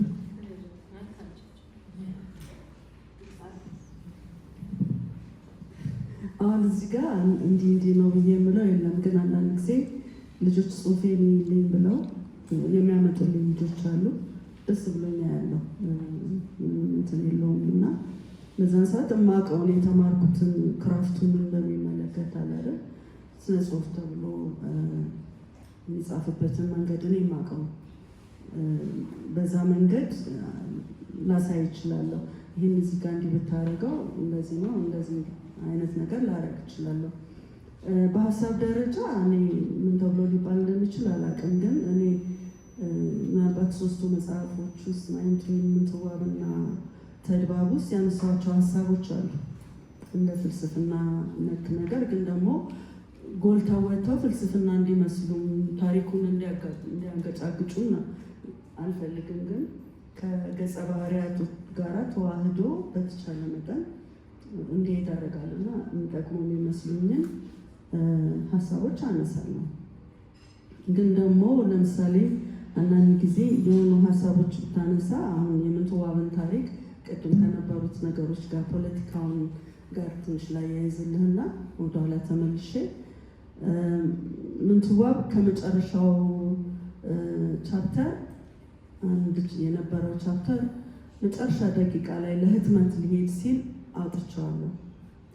ለምን ምንትዋብ እንግዲህ የተጻፈበትን ሰዓት እዚህኛውም ጋር በጣም ይሄ የዘር እንትን በጣም የገነነበት ብዙ ነገር የነበረበት ሰዓት ነበረ እና እዛም ላይ እሱ ነው ታሪኩ። ምንም እንኳን በታሪክ በዳያሎግ በድራማ መልክ ምናምን ቢጻፍም ግን ደግሞ በቃ አሁን ያለው ሁኔታ ነው። ከዛ ምን ይሆናል? ምንትዋብ የፖለቲካ መጽሐፍ ይሆናል። ስለዚህ እንዳለ ጌታ ጋር ነው አስታውሳለሁ፣ ደወልኩና እንዳለ በእናትህ እኔ ይህንን ቻፕተር ላወጣው ነው፣ ምክንያቱም የፖለቲካ መጽሐፍ እንዲሆንብኝ አልፈልግም። ምክንያቱም እኔ ፖለቲከኛም ስላልሆንኩ ስለው አውጭዋለኝ። አወጣሁት። ግን እነዚህን የመጨረሻ ሁለቶቹን እንዴት አድርጌ ላገናኛቸው፣ እንዴት ብዬ ድልድይ ልስራ የሚለውን መጨረሻው ላይ መምጣቱ አይቀርም ነበረ ገጸ ባህሪው ጥላይ። ግን ትንሽ እዛ ጋር በሚያደርጉት ንግግርና እዛ ጋር የነበሩትን ችግሮች በእነሱ ውይይት ውስጥ አስሬ በ2 ቀን በምናምን ውስጥ ነው እሱን የሰራሁትን በጣም በአጭር ጊዜ ውስጥ። ምክንያቱም ሰውየው ይጠብቀኝ ነበረ የኔን መጽሐፍ ለማተምና ማዘግየት ስላልፈለግ እንደዛ አድርጌ ዋናው እዛ ጋር የሚነጋገሩበት ሀሳብ ይሄ ዋይ ኔሽንስ ፌል የሚለው ነገር አለ አይደለ? ተቋማት ፈረሱ። በኔ ግንዛቤ እንግዲህ ሂስቶሪያንስ ምን እንደሚለው አላውቅም፣ ግን በኔ ግንዛቤ የዛኔ የነበሩት ተቋማት በሙሉ መማክርቶቹ፣ ሸንጎ፣ የቤተክርስቲያን 2 ቦታ መከፈል፣ ፍርድ ቤት በአንድ ሰው ብቻ እንደተፈለገ ንጉስ ማንገስ የነበረው ወግና ስርዓት ሁሉ ቀረና የዛኔ ኦልሬዲ ዘመነ መሳፍንት ገብቶ ነበር እነ ምንትዋብ እያሉ ማለት ነው። ስለዚህ ያችን ጥያቄ ለመመለስ ሞከርኩ። ያንን ቻፕተር ያወጣሁትን በዛ አስሬው ዘር ከሌ አሁን የሚራኮቱት 3ቱ ኤትኒክ እንትኖች የዛን ጊዜ ተመሳሳይ ነው ነገሩ። በጣም የሚገርመው እሱ ነው እና በዛ መንገድ ሊጨርሰው እና ትንሽ መልኩን ቀየር ያለ እንትን አጨራረስ እንዲኖረው አድርጌያለሁ እና በዛ መንገድ ከፖለቲካው ርቄ ራሴን አድኛለሁ።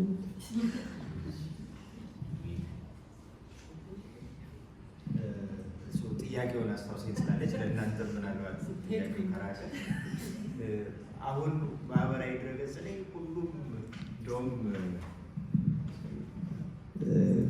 በቅርቡ አንድ ወዳጄ አንድ የቲክቶክ ቪዲዮ ላከልኝና አሁን ሁሉም መካሪ ሆኗል አለ እና ነፃነት ይባላል መሰለኝ ካልተሳሳትኩ ስሙ። እና ሁሉም መካሪ ስለሆነ አሁን እንደውም ምክሩ እንዴት ጥሩ መካሪ መሆን ይቻላል ወደሚል መጥቷል ይላልና አሁን ሁሉም ማህበራዊ ድረገጽ ላይ ብዙ ተከታይ ያለው ለጥሩ ነገር መደረግ የሚቻሉ ነገሮች ማይሆን ነገር ውስጥ ሲገቡ እናያለን እና ይሄንን ሰው ያገኘውን እድል ለጥሩ እንዲጽፈው እንዲጠቀመው ለእኔ ይሄ ሰርቶልኛል፣ እናንተ እንዲህ ብታረጉት ሀሳባችሁን በጥሩ ሁኔታ ሊገፋው ይችላል የምትሉትን እንድታነሰው የሚለው ነበር። ከአንቺ ጋር እንደውም ብዙ ስለሚያዝ የመጀመሪያው ነገር ለምንድን ነው መጽፈው የሚለው መመለስ የሚያስፈልግ ይመስለኛል። ባትጽፉስ ወይም ባንጽፍስ ምን አጎድላለሁ ወይም ከኔ ምን ይጎላል ብሎ መጠየቅ። ምናልባት ለአንዳንድ ሰው መክሊቱ መጽሐፍ ሊሆን ይችላል፣ ላይሆንም ይችላል። ግን የመጽሐፍ ደግሞ ይሄ ስታዩ በጣም ብዙ ሰው ሲጽፍ እኔም በጻፍኩ ደግሞ ብላችሁ ትነሳሱ ትችላላችሁ። ግን ለምንድን ነው መጽሐፍ የምፈልገው? ህይወት ቅድም ስትነግረን በቃ የጌታቸውን ታሪክ መናገር አለብኝ የሚለው ነገር ነው ጸሐፊ ያደረገሽ አይደል ዞሮ ዞሮ።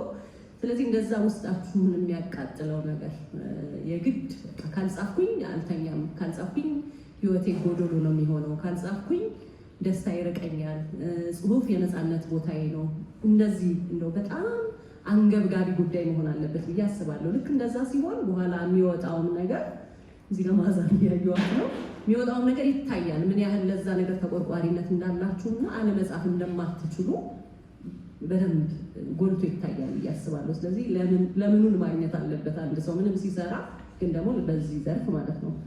ሁለተኛው የራስ መንገድ ነው። ይሄ ማለት ከዚህ በፊት ያልተሞከረ ነገር መሞከር አይደለም በግድ። ግን ምንድን ነው የምጨምረው? እንግዲህ እነ አዳም ረታን የመሰሉ እነ የሽጥላ ኮከብን የመሰሉ እነ ህይወት ተፈራን የመሰሉ በጣም ብዙ ደራሲያን ባሉበት ሀገር እኔ ምን ይዤ ነው የምመጣው? የኔ ጭብጦ ምንድን ናት? ምንድን ነው አስተዋጽኦ የማደርገው የሚለውን ነገር መመልከት ነው። በማህበራዊ ሚዲያ እንደ መንደርደሪያ አድርጎ እንደ ደረጃ አድርጎ መውጣት ይቻላል። በኋላ ግን ግቡ ምንድን ነው? ለኢትዮጵያ ስነ ጽሁፍ ሊሆን ይችላል፣ ለአማርኛ ወይም ደግሞ በምትጽፉበት ቋንቋ ለምታደርጉት ጽሁፍ አስተዋጽኦ ምንድን ነው? አዲስ ድምፅ መሆን ነው? ለዚህ ትውልድ አዲስ ድምፅ መሆን ነው? የህፃናት ትምህርት ላይ ያተኮረ ጽሁፍ መጽሐፍ ነው የምትፈልጉት? አለ አይደል? የት ጋር ነው የኔ አስተዋጽኦ የሚለውን ነገር መለየቱ ጥሩ ይመስለኛል። እንደዛ ሲሆን ክፍተት ይኖራል። ሁል ጊዜ የምትሞሉት ክፍተት ስለሚኖር ሰውን የመቀበል እድሉ ከፍተኛ ይሆናል ብዬ አስባለሁ። በኋላ የቆየው የተማርኩት ነገር ሰው ምን ይለኛል ብሎ እየፈሩ መጽሐፍ እንደማይቻል። ይሄ ማለት ዛሬ ሙሉ በሙሉ ነፃ ሆኜ እንደ ልቤ እናገራለሁ ማለት አይደለም። እዚህ ስናወራ ነበር ባለፈው አይደለም። እያለቀስኩ ያወጣኋቸው ታሪኮች አሉ ከመጨረሻው መጽሐፌ ላይ በተለያየ ምክንያት በቃ መግባት ያለባቸው ምክንያቶች ስላሉ ያወጣኋቸው ታሪኮች አሉ። ግን በተቻለ መጠን የነፃነት ቦታችሁ ከሆነ ድርሰት ወይም ደግሞ የምትሰሩት ማንኛውም ስራ የነፃነት ቦታችሁ ከሆነ ድምፃችሁ ከሆነ እገሌ ምን ይለኛል ሳትሉ ለመስራት መሞከር። አንዳንዴ ይታተማል ሳይሉ መጽሐፍ ጥሩ ነው ብዬ አስባለሁ። እና ለራሳችሁ መጀመሪያ መጽሐፍ፣ ከዛ በኋላ ያው ሰዎች አይደለን ቤተሰባችንን መጠበቅ አለብን፣ እንጀራ ማግኘት አለብን። በተለያየ መልኩ እዚች ጋር ትቆረጥ እዚች ጋር ትውጣ የምትሉት ነገር ሊኖር ይችላል። ግን መጀመሪያ ሲጻፍ ማንም ባያነበው እንዴት ነው የምጽፈው ይሄን ነገር ብሎ መጽሐፍ። ከዛ በኋላ ይሄ የሞራል ህግ፣ ማህበረሰብ ስነ ስርዓት፣ ለመልካም ጠባይ ተቃራኒ ያልሆነ ነገር ላለመክተት እንዲህ አይነት ነገር የሚለውን የአርትዖቱ ደረጃ በኋላ ላይ ቢመጣ ከአርትዖት አለመጀመር ወይም ደግሞ ራሳችንን ሳንሱር አለማድረግ። ምክንያቱም በጣም ብዙ ኃይሎች አሉ እናንተን ሳንሱር ለማድረግ አሰፍስፈው የሚጠብቁ። ስለዚህ ራሳችሁን ሳንሱር በማድረግ ባለመጀመር ለራሳችሁ ውለታ ዋሉ ነው የምለው። ከዛ እውነተኛው የእናንተ ፍላጎት በጽሁፋችሁ ውስጥ ይንጸባረቃል ብዬ አስባለሁ።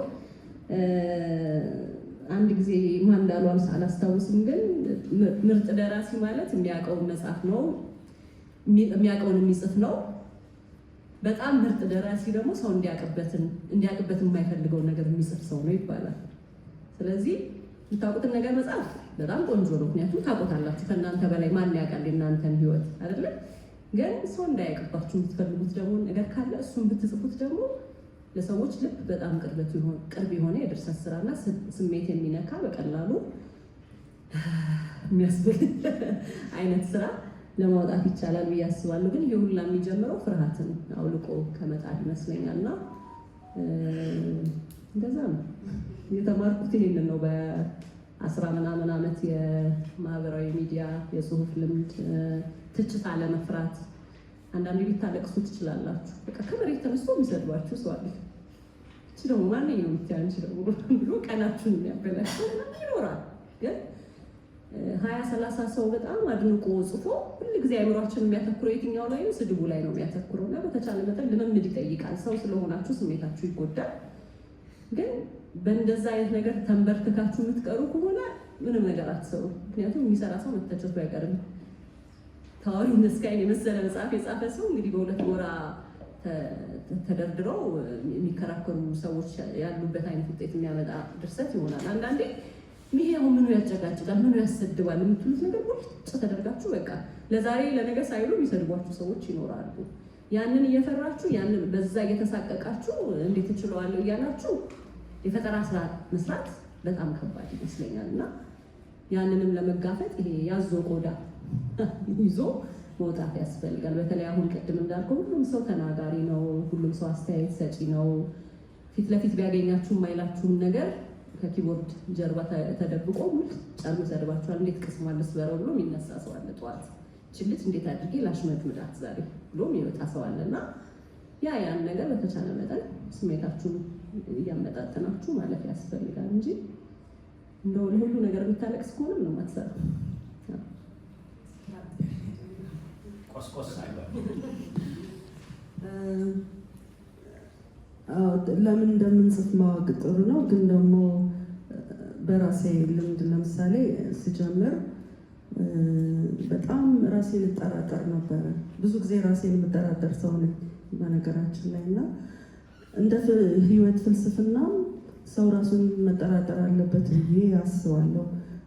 ስለ ታወሪንግ ስካይ ሲመረቅ እዛ ላይ ያደረኩት ንግግር ላይም ተናግሬያለሁ። ትንሽ ራሳችንን ልንጠረጠር ይገባናል።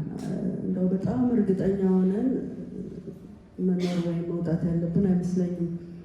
ግን ራስን መጠርጠር ደግሞ እንቅፋት እስኪሆን ድረስ መሆን የለበትም።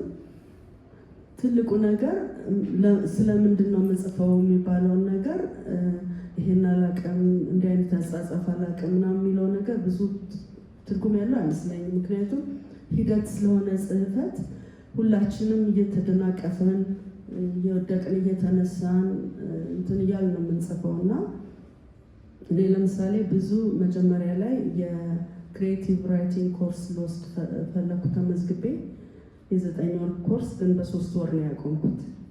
ስራ በጣም በዛብኝና በየሳምንቱ ፈተና የቤት ስራ ይሰጠን ነበረ እና ተውኩት። ማለት እንግዲህ ለታወር ለመዘጋጀት ነው።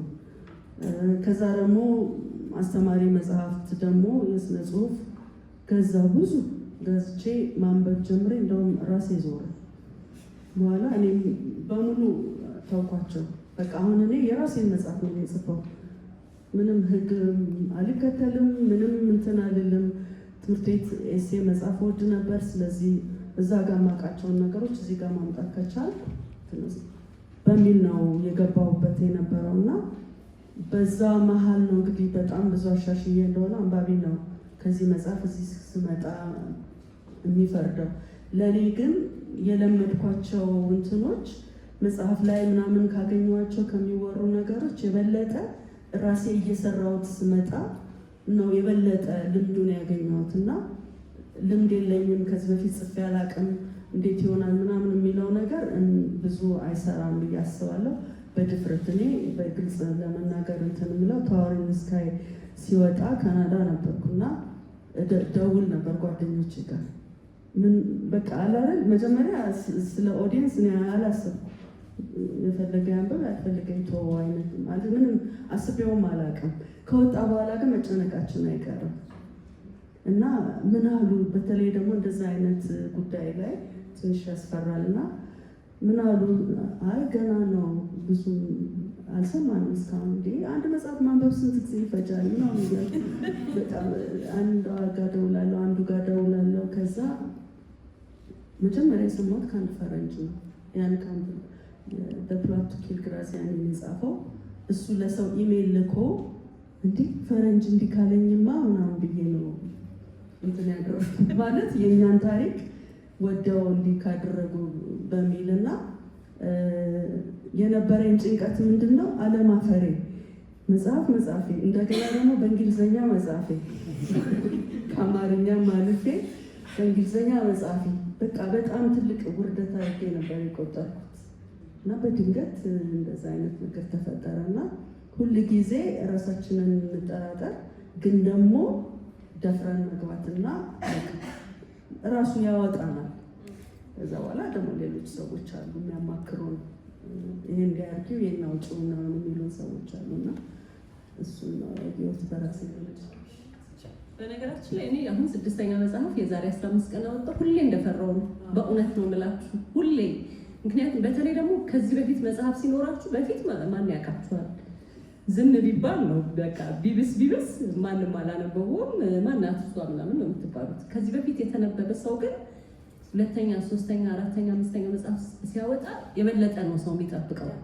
እና እኔ አሁን ቤት ብትመጡ ባለቤቴ እዚህ ያለ ሌላ ሰው ነው የምሆነው መጽሐፍ ለወጣ ስል በጣም ነጭናጫ ነትራካ በቃ እንደዚህ አንድ ጊዜ ክረምት አንድ ጊዜ በጋ ነው ጸባዬ በጣም አስቸጋሪ ነው የምሆነው። እና እኔ ወደ ያደለሁት ወደ ምንድነው ይሄ ራስን ሳንሱር ስለማድረግ ነው እንጂ መጠራጠር ጥሩ ነው ብዬ አስባለሁ እንዳልሽው። ምክንያቱም መታበይ ይመጣል አለበለዚያ ከላይ ነገር እኮ በቃ 4 መጽሐፍ ጻፍኩ፣ ታወሩን ጻፍኩ፣ ምንትዋብን ጻፍኩ ከዚህ በላይ ደግሞ እንደኔ ያለ እንዴ ካላችሁ የውድቀት መጀመሪያ እሱ ነው። ስለዚህ ሁሉ ጊዜ 10ም ጻፉ፣ 15ም ጻፉ፣ 20 መጽሐፍም ጻፉ፣ ቲያትርም ጻፉ ምንም ሁሉ ጊዜ ያቺ ትንሽ የፍርሃት ትጠብቀናለች ከመታበይ ብዬ አስባለሁ። እና ሁለቱን መለየት ይኖርብናል። ራስን ማቀብ፣ ራስን ሳንሱር ማድረግ እና ራስን መጠራጠር ሁለት የሚለያዩ ነገሮች ይመስሉኛል ማለት ነው። ለአጣራቢ ነገሮች ስለዚህ ትንሽ ፍርሃት መሬት ለመያዝ ያኛውን ሳይሆን ለመርገጥ ምናልባት ታዋሪ ኢን ዘ ስካይን እና ማይንድ ትዊንን ያላነበባችሁ ካላችሁ በአማርኛም አለ ማማ በሰማይ እና ሀሰሳ ተብሎ ተተርጉመዋል እና እነሱንም ማግኘት ትችላላችሁ። ቅድም እንዳልኩት በእኔ ንዝህላልነት ነወለድነት ያልጠየኳቸው ጥያቄዎች ካሉ የጥያቄና መልስ ሰዓት ስላለን ለ5 ሰዎች እድል ልስጥና እንደ ጊዜያችን መጠን እናያለን። እዚህ ጋር 1 እጅ አይቻለሁ፣ 2 3 4 5 እዚህ ጋር አብራችሁ እዚህ ስለመጣችሁ እናመሰግናለን። የኔ ጥያቄ ለህይወት ተፈራ ነው፣ ግን ትንሽ ፖለቲካል ስለሆነ ዊሊንግነስሽን መጠየቅ እፈልጋለሁ። መጀመሪያ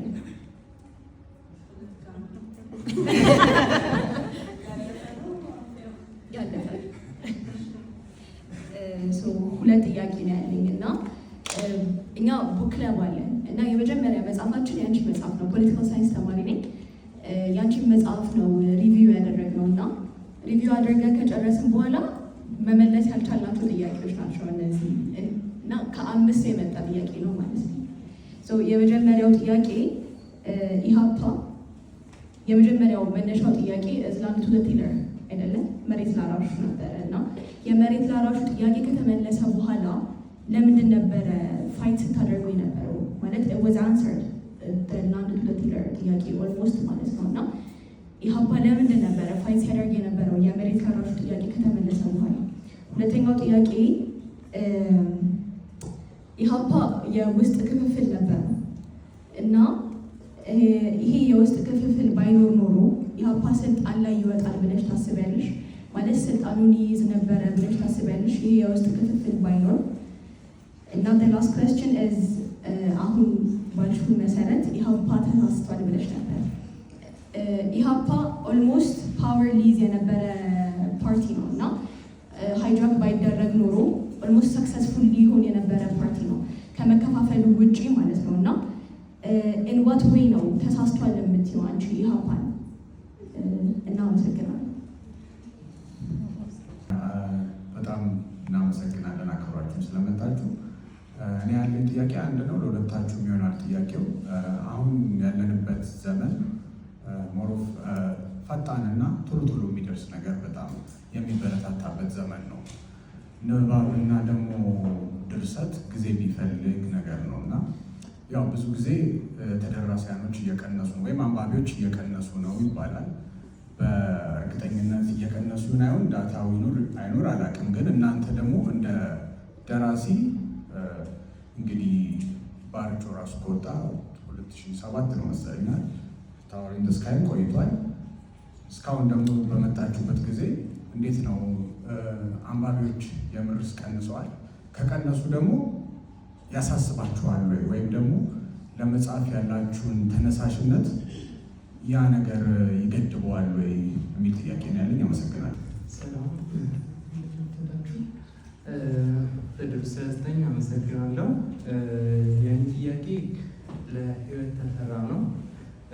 ህይወት ተፈራ ያው ስላየሁሽ በጣም ደስ ብሎኛል እና ጥያቄ ምን መሰለሽ፣ በደንብ ማወቅሽ በምትዋብ ድርሰት ነው እና አልጠበቅኩም ነበር። ያው በጊዜው ላይ እንደዚህ ታሪካዊ አጻጻፍ እና አጻጻፉ ትንሽ ለየት ይላል እና እነዚህ ጽሁፍ አልጠበቅኩም ነበር እና ደስ ብሎኛል እና ግን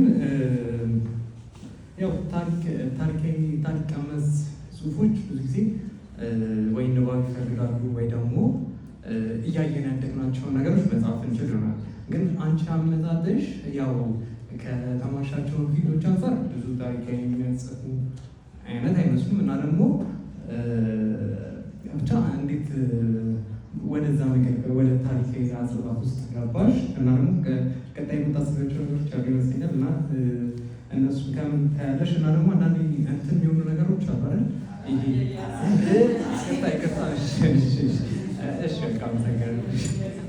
አመሰግናለሁ ስለመጣችሁም ስለጋበዛችሁንም ጭምር። የኔ ጥያቄ ወደ ሁለታችሁም ነው የሚሄደው። ህይወትና ህይወት እርስ በርስ ያሏቸውን የስነ ጽሁፍ ስራዎች እንዴት ያዩዋቸዋል የሚለውን ብጠይቅ ደስ ይለኛል። ህይወት ተፈራ ስትናገር የተናገረችው ነገር አለ። አሁን ለብዙ ጊዜ ሲብሰለሰል የነበረ እውነትን ታሪክ ላይ ቤዝ ያደረጉ ነገሮችን ምናምን ነገር ነው ወደ መጽሐፉ። ህይወት ምሻው ደግሞ የምናውቅባት የአጻጻፍ ስልት አለ ዛሬ እንደምንጽፈው። ከዛ ደግሞ የሰዎችን ለማስተማር እውነትን ለማሳወቅ ምናምን ሳይሆን ዛሬ ያለውን ነገር ለመግለጽ ነገር እንደምጽፍ የዛ አይነት አቋም እንዳላት እናውቃለን እና እርስ በርስ ያሉትን የስነ ጽሁፍ ስራዎቻችሁን እንዴት ታያቸዋላችሁ የሚለውን ደስ ይለናል። አመሰግናለሁ። ሁለታችሁም ነው ስለ ቋንቋ ነው እና ህይወት ያንቺን መጽሐፍ ታወር ኢን ዘ ስካይ በአማርኛ ተተርጉሟል እና ትርጉሙ ላይ እንዴት ነበረ? ደስ ብሎሻል ወይ?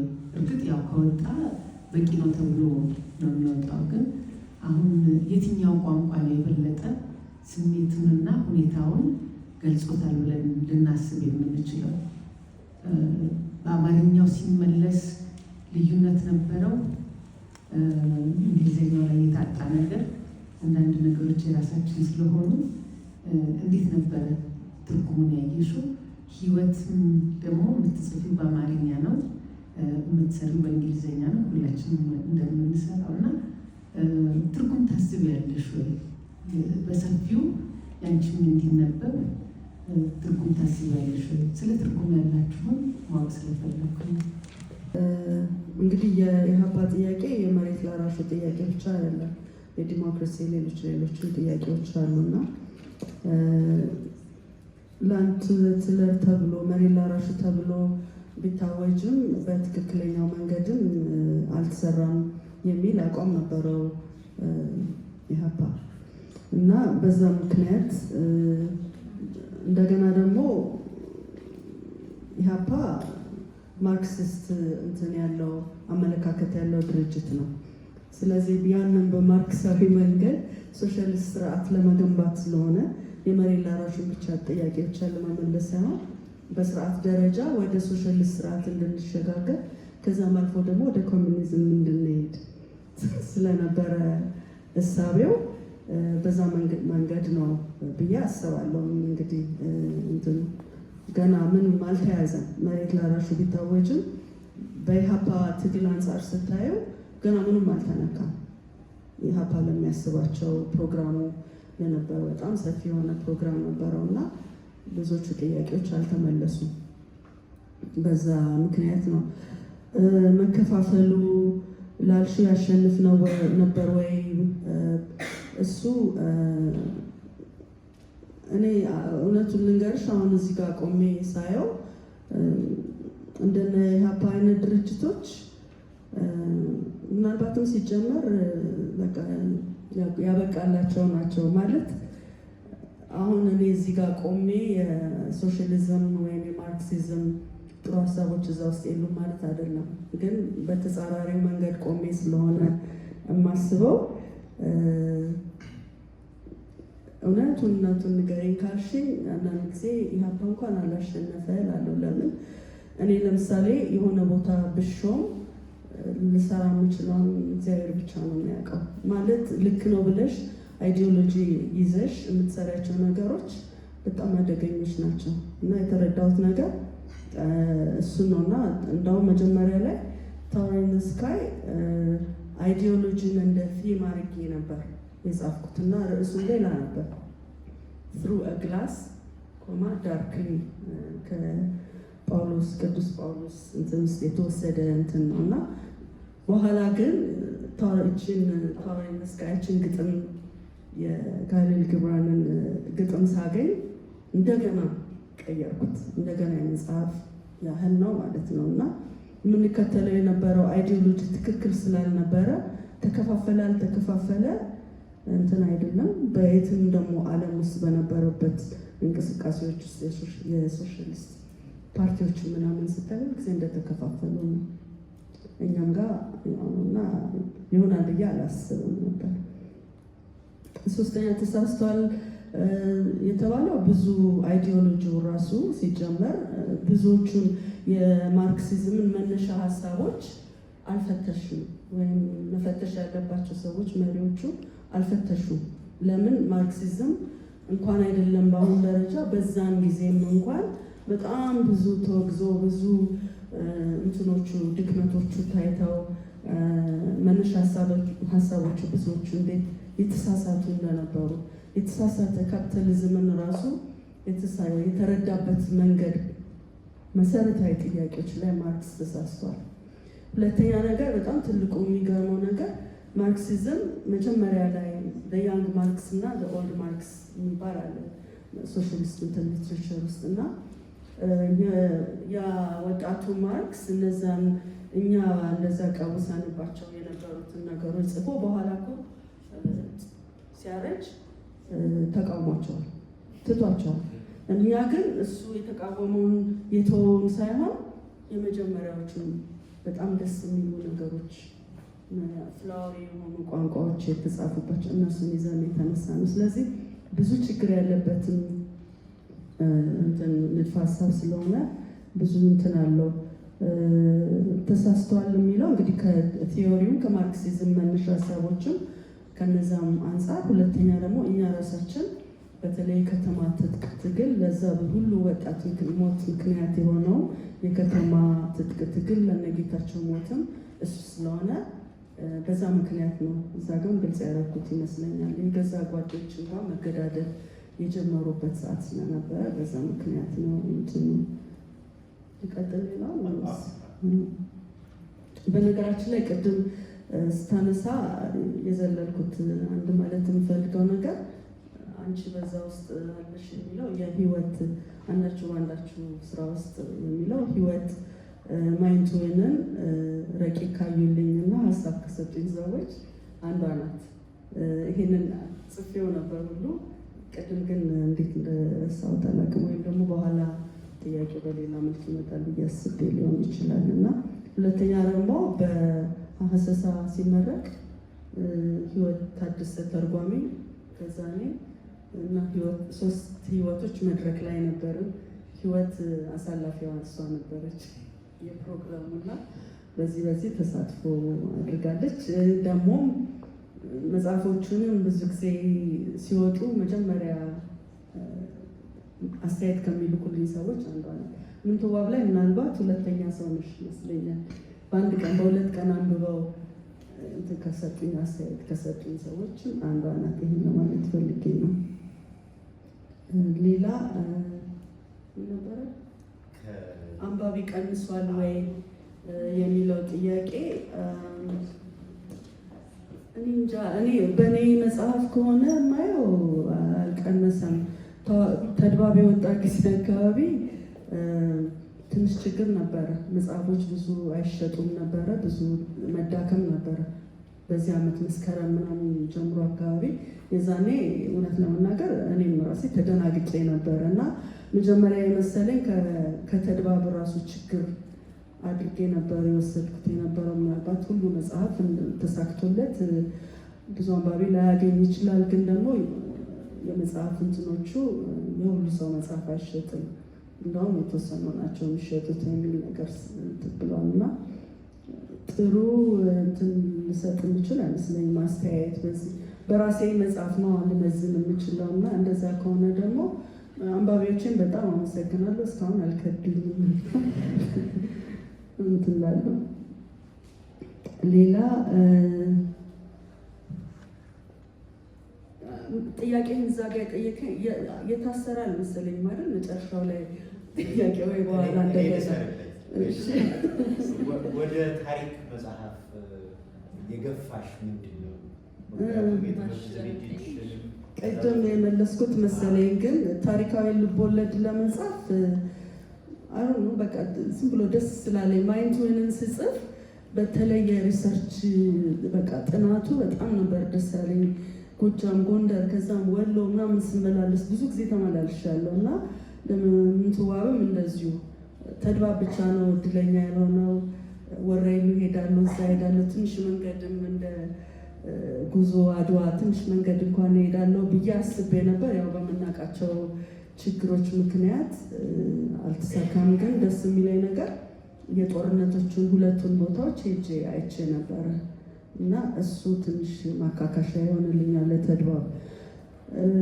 ለምን ወደ ታሪካዊ ልቦለድ እኔም በደንብ አላውቀውም፣ ግን ደስ ስላለኝ ማለት እነዚህ መነገር ያለባቸው ታሪኮች ናቸው ብዬ ስላሰብኩ ጭምር ነው።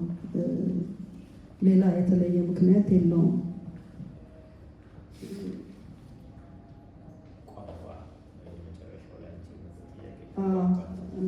የሁለታችሁ መጽሐፍ ምንድን ነበረ?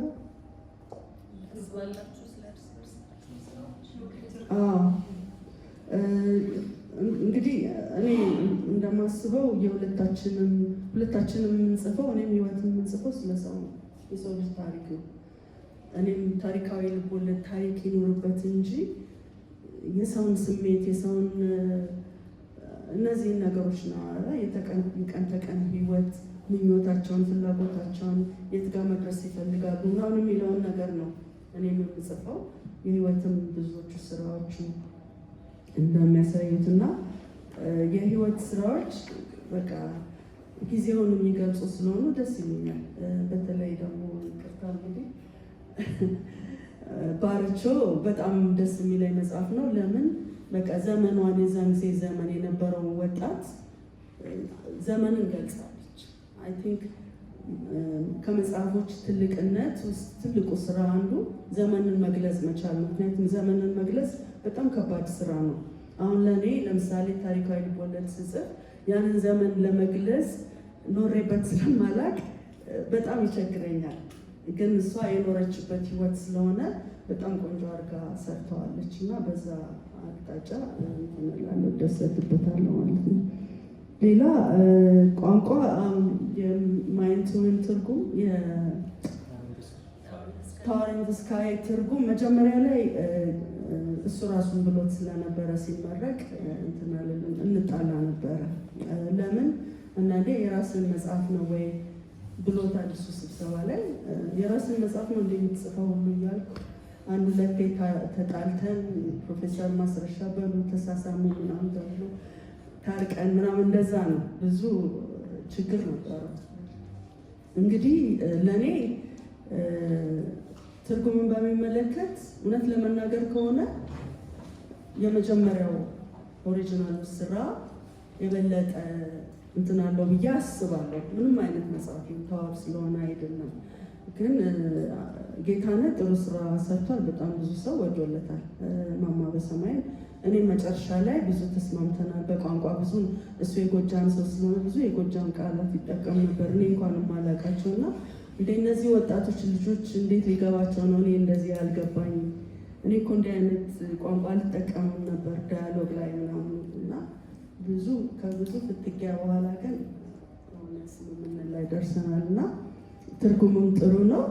አሁን የትርጉም ስራ እየሰራው ስለሆነ ግን ደግሞ የመጀመሪያውን የሚመስል ነገር ያለ አይመስለኝም። ይሄ ማለት ታወር ኢን ዘ ስካይ ማድረግ አይደለም፣ ከፍ ማለት አጠቃላይ ስለ ትርጉም ሳወራ ነው።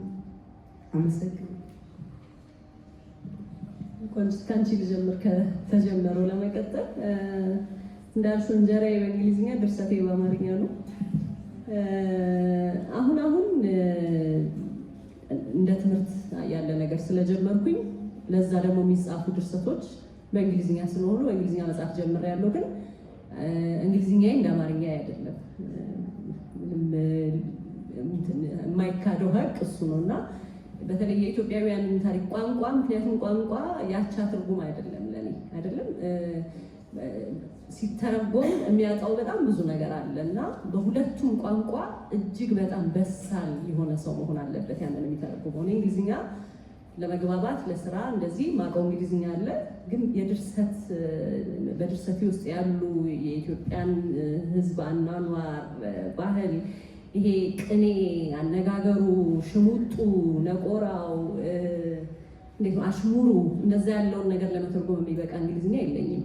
ስለዚህ ስጽፈው እንጨት ነው የሚለኝ በእንግሊዝኛ ስጽፈው። ከዛ በኋላ እንግሊዝኛውን ወደ አማርኛ ሳመጣው ምንድነው የምለው? እንደውም እንደ ሩዝ ነው የሚበዛው። ሩዝ እንደመቀቀል ነው። እንግሊዝኛው በጣም አጭር ነው። ወደ አማርኛ ሳመጣው ግን ብዝት ይላል። ልክ ሩዝ ስትቀቅሉ እንዴት ነው? ወይ ደግሞ አማርኛውን ወደ እንግሊዝኛ ስቀይረው እንደ ጎመን ነው ኩምሽሽ የሚለው ጎመን ስትቀቅሉ። ስለዚህ ሁለቱንም እኩል ማስተር እንዳላረኩኝ አውቃለሁ። ግን ሀሳቡ አለ፣ የተጀመሩ ብዙ ነገሮች አሉ። ወደፊት እኮ አስባለሁ። የሚቀጥለው ፕሮጀክቴ ከ5ቱም መጽሐፎች የተመረጡ ታሪኮችን በአንድ መድብል በእንግሊዝኛ የማሳተም ነው። ግን እኔ አልሰራውም እሱ፣ ምክንያቱም እኔ ልሰራው የምችለው ነገር አይደለም። እርስ በርስ ስራዎቻችሁን እንዴት ትተያያላችሁ የሚለው ህይወት ቅድም ነካክተዋለች። ግን በእኔ በኩል እንደ ብዙዎቻችሁ ህይወትን ያወኳት በማማ በሰማይ ወይም ደግሞ በመጀመሪያው በታወሪንግ ዘ ስካይ ነው። ሳለቅስ አስታውሳለሁ። በተለይ አንዳንድ ቦታዎች ላይ ፓርቲው ተሳስቷል ስትይ ስቅስቅ ብዬ ዘግቼ ሳለቅስ ትዝ ይለኛልና ምን አይነት ሰው ናት። ከዚህ በፊትም በድርሰት ስለማናቃት ስለሷ ሰምተን ስለማናቅ ባወኳት እያልኩ ነበረ። በኋላ እንደድል ሆኖ ተገናኝተን ለመግባባት በቃንና ከዛ በኋላ ግን የቀሩትን ስራዎች ከሱ ነጥዬ ማየት ነው የምወደው። እንደ ሁለት ደራሲ ነው ማየት ህይወትን። ያኛው ግለ ታሪኳም ስለሆነ በተለየ ሚዛን ላይ ነው ማስቀምጠው። እንደ 4 መጽሐፍ እንደጻፈ ሰው ሳይሆን እዚህ ጋር ታወሪንግ ዘ ስካይ አለ፣ እዚህ ጋር ደግሞ 3 አሉ ብዬ ነው የሚወስደው እና ከ3ቱ ደግሞ እጅግ በጣም የምወደው እኔ ሀሰሳን ነው።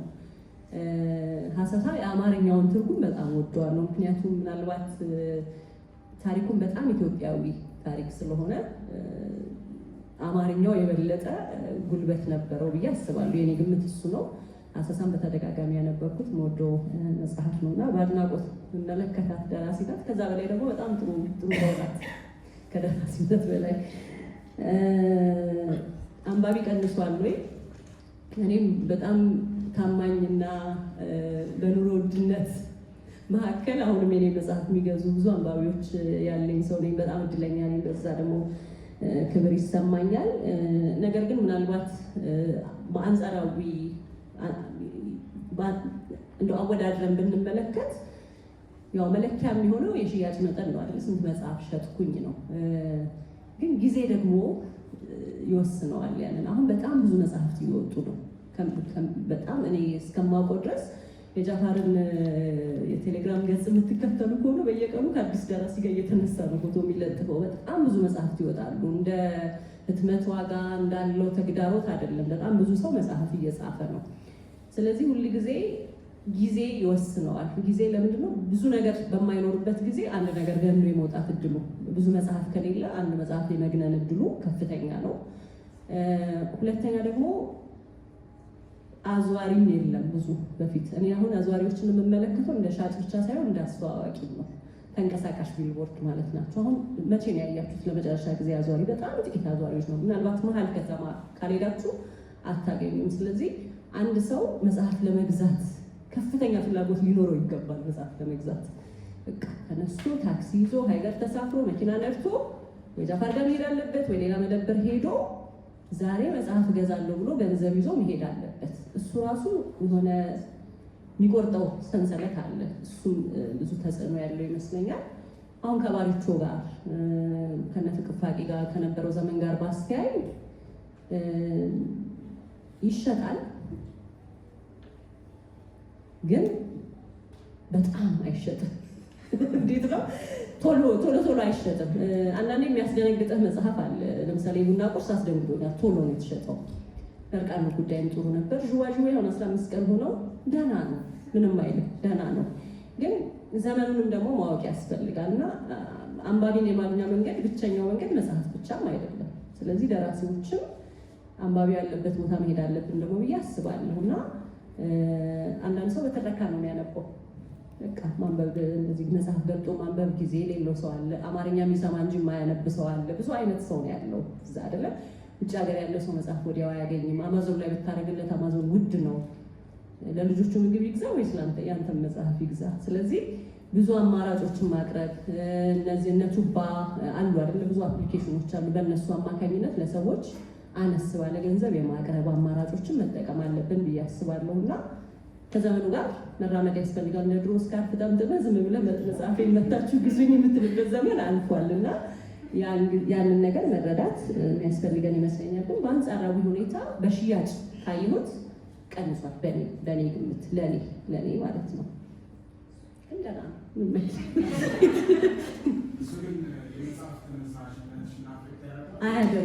አያደርገውም። ምክንያቱም የምትጽፈው ስለሚሸጥ አይደለም። ቢሸጥም ብዙ ትርጉም የለውም አይደል? ህይወትን እንጂ እኔ መጽሐፍ ሸጦ የሚኖር ሰው አላውቅም። እውነቱን ለመናገር በመጽሐፍ ሽያጭ በመጽሐፍ ሽያጭ ብቻ ኑሮውን የሚገፋ ደራሲ ኢትዮጵያ ውስጥ ያለ አይመስለኝም። ስለዚህ እንደው በጣም ልዩነት የሚያመጣ የኑሮ ልዩነት የሚያመጣ ገንዘብም አታገኝም። 10,000 ኮፒ ብትሸጥ 20,000 ኮፒ ብትሸጥ ብዙ የሚቆረጥ ነገር አለ። ለአከፋፋይ ትከፍላለህ። የህትመት ዋጋ በጣም ከፍተኛ ነው። ብዙ ቀረጦች አሉት እና ያ ገንዘብ መጥቶ እንደው ትርጉም ያለውና ክብር ያለው ህይወት የሚያኖርም አይደለም ቢሸጥ እንኳን። ስለዚህ ያን ያህል ስለማይሸጥ ባልጽፍስ የሚል ተስፋ መቁረጥ ስሜት ወይም ደግሞ የተነሳሽነት መቀነስ ላይ የሚያደርስ ነገር የለም። ምክንያቱም የምንጽፈው መጽሐፍ ስላለብን መጽሐፍ ስለምንወድ ነው። ቢሸጥ ደስ ይለናል፣ ቢነበብ ደስ ይለናል። ከሽያጩ ባሻገር በጣም ብዙ ሰዎች ጋር የሚደርሰው ያው በሽያጭ ስለሆነ ብዙ ሰው ቢያገኘው ደስ ይለናል። ግን ማንኛችንም እኔ እንጃ ህይወት በመጽሐፍ ሽያጭ የሚኖር ደራሲ ኢትዮጵያ ውስጥ ያለ አይመስለኝም እና ገንዘቡ ከመጣ ደስ ብሎ እንቀበላለን። ብዙም አይደል።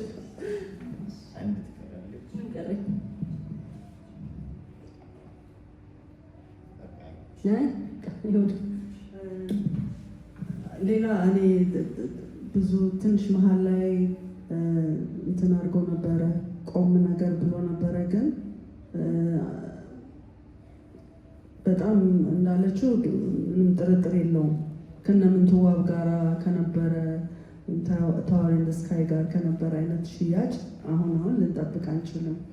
ግን ደግሞ በሌላ በኩል እኔ አሁን ደስ የሚለኝ ነገር ብዙ ቦታ ቡክ ክለብስ እጋበዛለሁ እና እሱ ከወጣቶችም ጋር ለመገናኘት አለ አይደለ ብዙ እድል ስለሚከፍት እሱ በጣም ደስ የሚለኝ ነገር ነው እና ያካክሰዋል እና ህይወት እንዳለችው በቃ መጽሐፉን ስለምንወደው ነው እንጂ የምንጽፈው እንዴ ከባድ ነው እኮ መጽሐፍ ማለት በጣም ብዙ ነገር አለው ውስጡ፣ ጭንቀት አለው፣ ብዙ ድካም አለው፣ ብዙ ነገር አለው።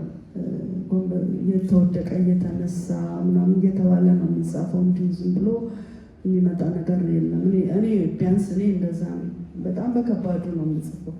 ምንም ነገር ቀሎኝ ምናልባት የቀለለኝ ጽሁፍ ቢኖር ታወር ኢን ዘ ስካይ ይሆናል። ለምን የራሴ ታሪክ ነው፣ እንደፈለግኩ ወዲያና ወዲያ አድርጌ ልተወው እችላለሁ። ይህንን ግን ሂስቶሪካል የሆኑትን ነገሮች ላለማሳሳት እንደገና ደግሞ አሁን ብዙ ሰው ይጠይቀኛል በታሪክና በፈጠራው መካከል ያለችውን ቀጭን ገመድ እንዴት አድርጌ ነው እንትን ማለት ወደዚህኛው ሳላደላ ወደዚህ በጣም ከባድ እንትን ነውና ያን ሁሉ አልፎ ነው የሚጻፈው። ግን ይሄ ሁሉ ስለ ፍቅሩ ሲባል ነው እንጂ ስለ ገንዘቡ አይደለም። በጣም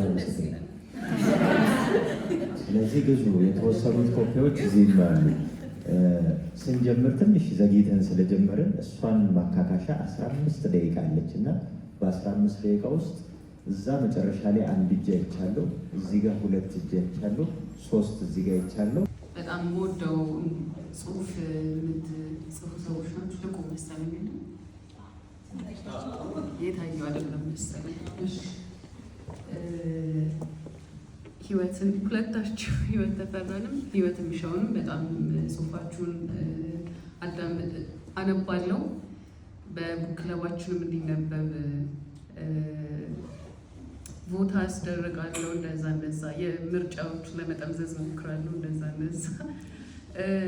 መጠየቅ የፈለግኩት አልተጠየቀም ብዬ ያሰብኩት ህይወት የምሻው ዛሬን ስትጽፊ በጣም ነው ጽሁፎችሽን የምወደው። ፌስቡክ ላይም በመጽሐፍ የሚታተሙትም ላይ ከብዙ ሪዲንግ ስላምፖች እና መጽሐፍን ያለማንበብ ብዙዎች ያወጡኛል። የባርጮ ታሪኮች፣ የማታ ብዙ ጽሁፎችን ወዳቸዋለሁ። ወደ ረጅም የልቦለድ ጽሁፍ መቼ ነው የምትመጪው? አዳም ረታን በጽሁፎችሽ የመቀላቀልሽን ያህል ጨክነሽና ወገብሽን ታጥቀሽ የረጅም ልቦለድ ጽሁፍ መቼ ነው የምታበረክችልን? አንድ አረ ለህይወት ለሳኛው ጥያቄ አይደለም። 2 ደቂቃ አስተያየት ብቻ ነች እና መጀመሪያ ላይ አንድ ፌስ የቡክ ክለብ አለን ያለች የፌስ ተማሪ ስለ መሬት ላራሹ እንደዚህ ነገር ጠይቃ ነበር መሰለኝ። እርግጥ መልሳላታለች፣ ግን የመሬት ላራሹ ጥያቄ ከኢህአፓ መስራታ ትንሽ ቀደም ይላል መሰለኝ እና ቡክ ክለባችሁ ላይ ስትወያዩበትም ዘ ኩዌስት ፎር ሶሻሊስት ኢትዮጵያ የሚል የፕሮፌሰር ባሮ መጽሐፍ ነገር እሱንም ኒውስ ለማለት ነው።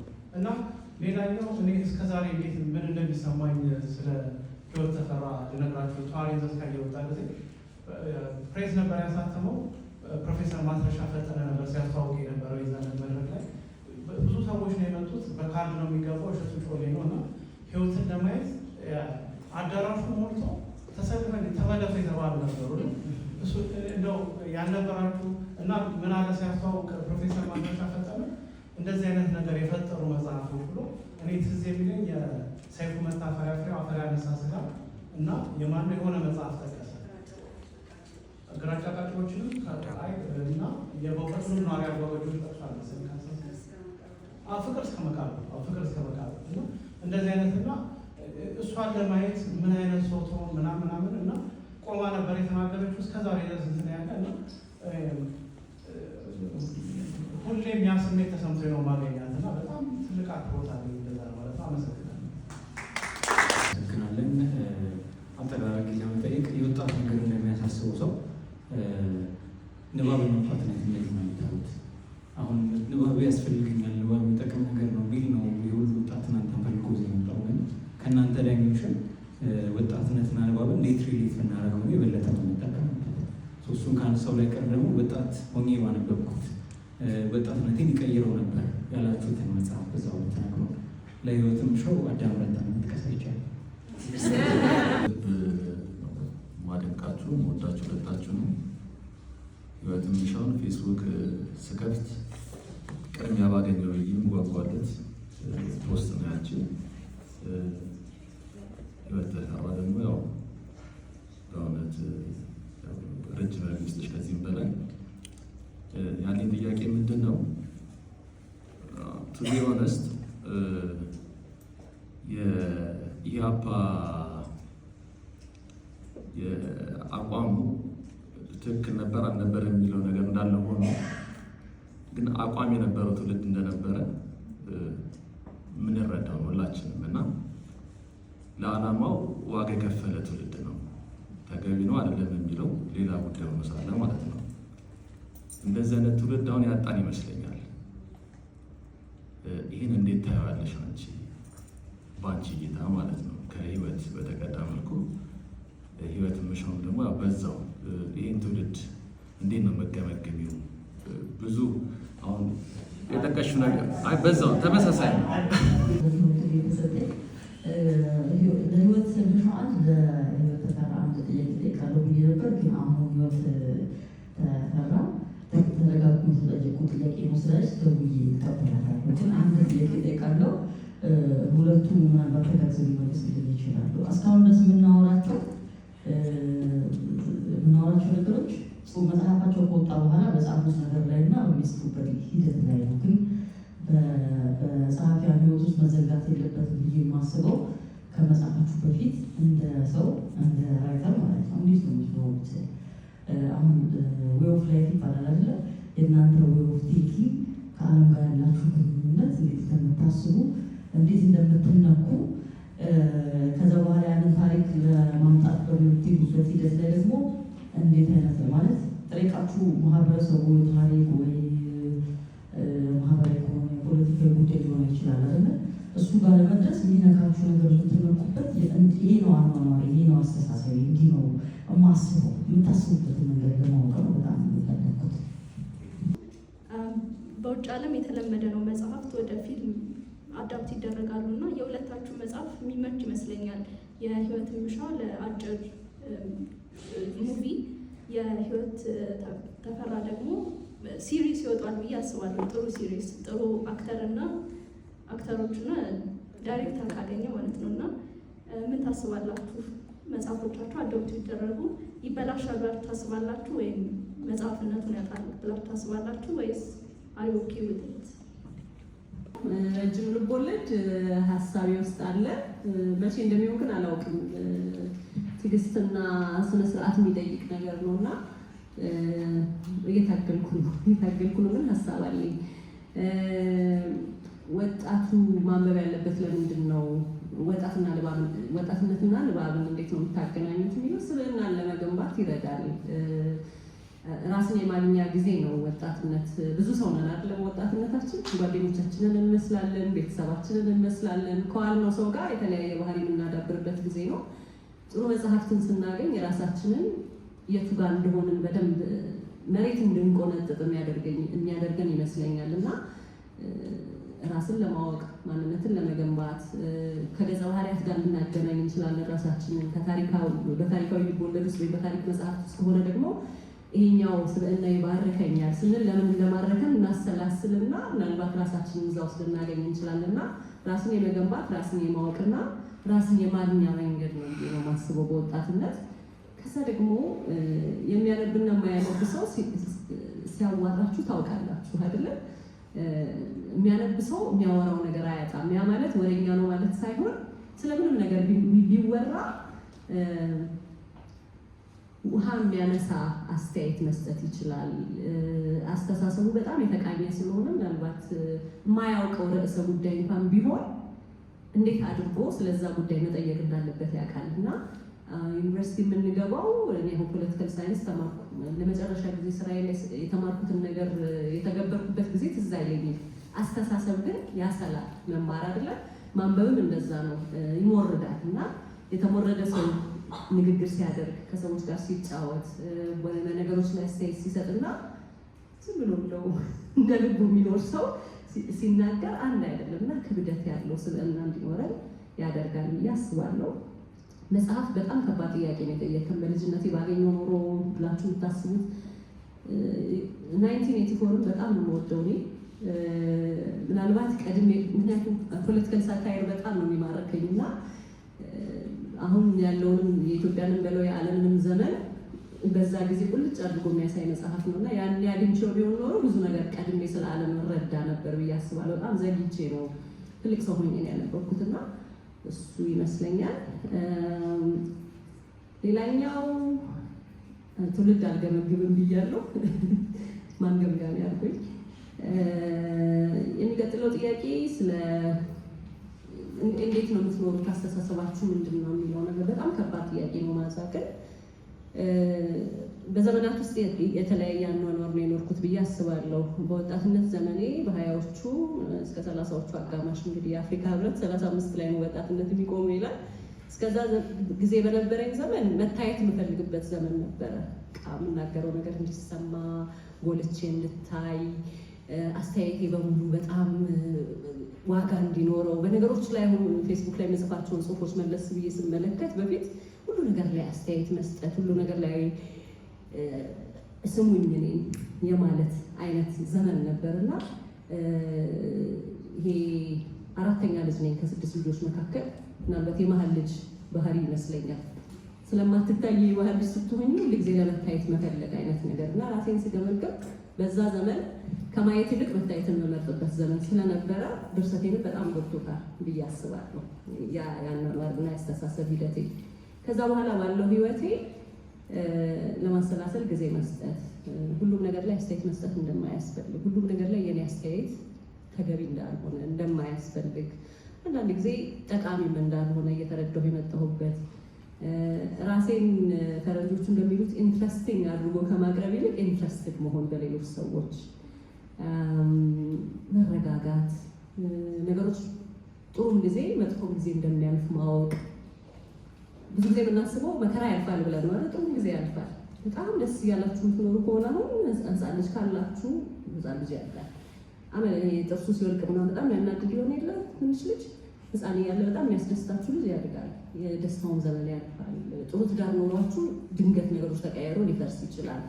ስለዚህ በነገሮች ጊዜያዊነት ማመን በጣም የድርሰት ህይወቴ ተጽዕኖ እያሳደረበት ይመስለኛል። የአኗኗር ዘይቤ ማለት ነው። እና ምንም ነገር በምንም ነገር እርግጠኛ አይደለሁም ስል ምን ማለት ነው? አሁን ለምሳሌ 18 ዓመቴ ነው ካገባሁ። በብዙ መመዘኛዎች ጥሩ ትዳር ነው ያለኝ፣ ግን እስካሁን ጥሩ ነው ትዳር ነው የምለው።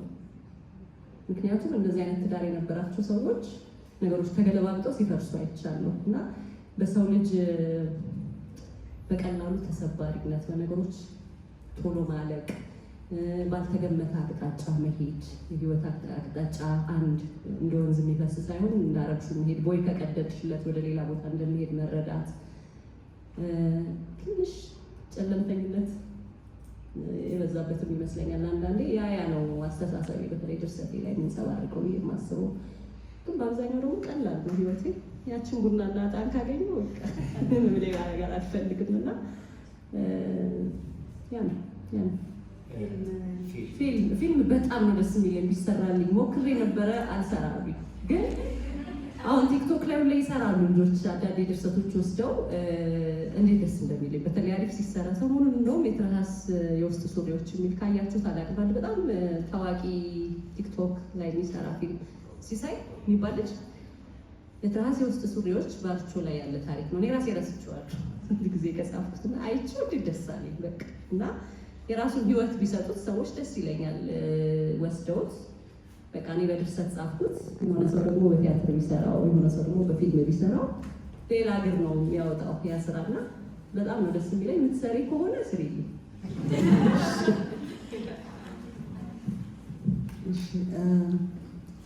ቅድም ቴዲ በጣም አመሰግናለሁ።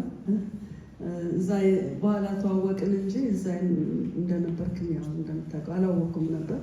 ኤኒዌይ አመሰግናለሁ በጣም። የትውልድ የተባለው እኔ ብዙ ጊዜ ጥያቄ ይቀርብልኛል።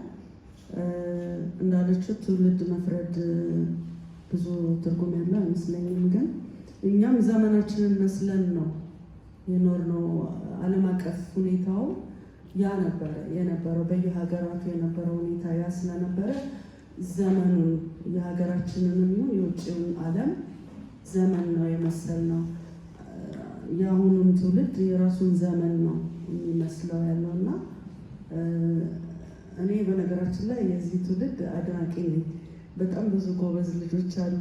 አሁን በቡክ ክለብ ምናምን ስናወራ እኔ በጣም ነው የምደነቀው በሚሰጡት አስተያየት፣ ነገሮች የሚያዩበት መንገድ በጣም ነው ደስ የሚለኝ እና ከነሱ ጋር ውዬ ስመለስ ራሴ ወጣት ይሆን ይመስለኛል እና አድናቂ ነኝ።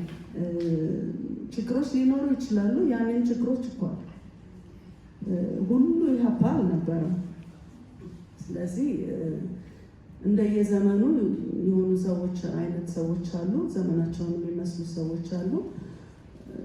ችግሮች ካሉ ደግሞ ዘመኑን ጊዜውን ነው ወጣቱን የመሰለው እና ከዚህ ደግሞ የሚወጣበትን መንገድ ራሱ ነው መቀየስ ያለበት፣ ራሱ ነው ማውጣት ያለበት። ግን እኔ አድናቂ ነኝ የትውልድ ብዙ ጎበዝ ልጆች አይቻለሁ። በዛ ምክንያት ነው። ማዛ በጣም ከባድ ጥያቄ ነው የጠየቅሽው። እኔ እንግዲህ ኢህአፓ ውስጥም ከመግባቴ በፊት በጤንነት በአንዳንድ ችግሮች ምክንያት ትንሽ ቅስሜ ተሰብሮ ከዛ በዚህ ረገድ እንደውም ኢህአፓ ባለውለታዬ ነው።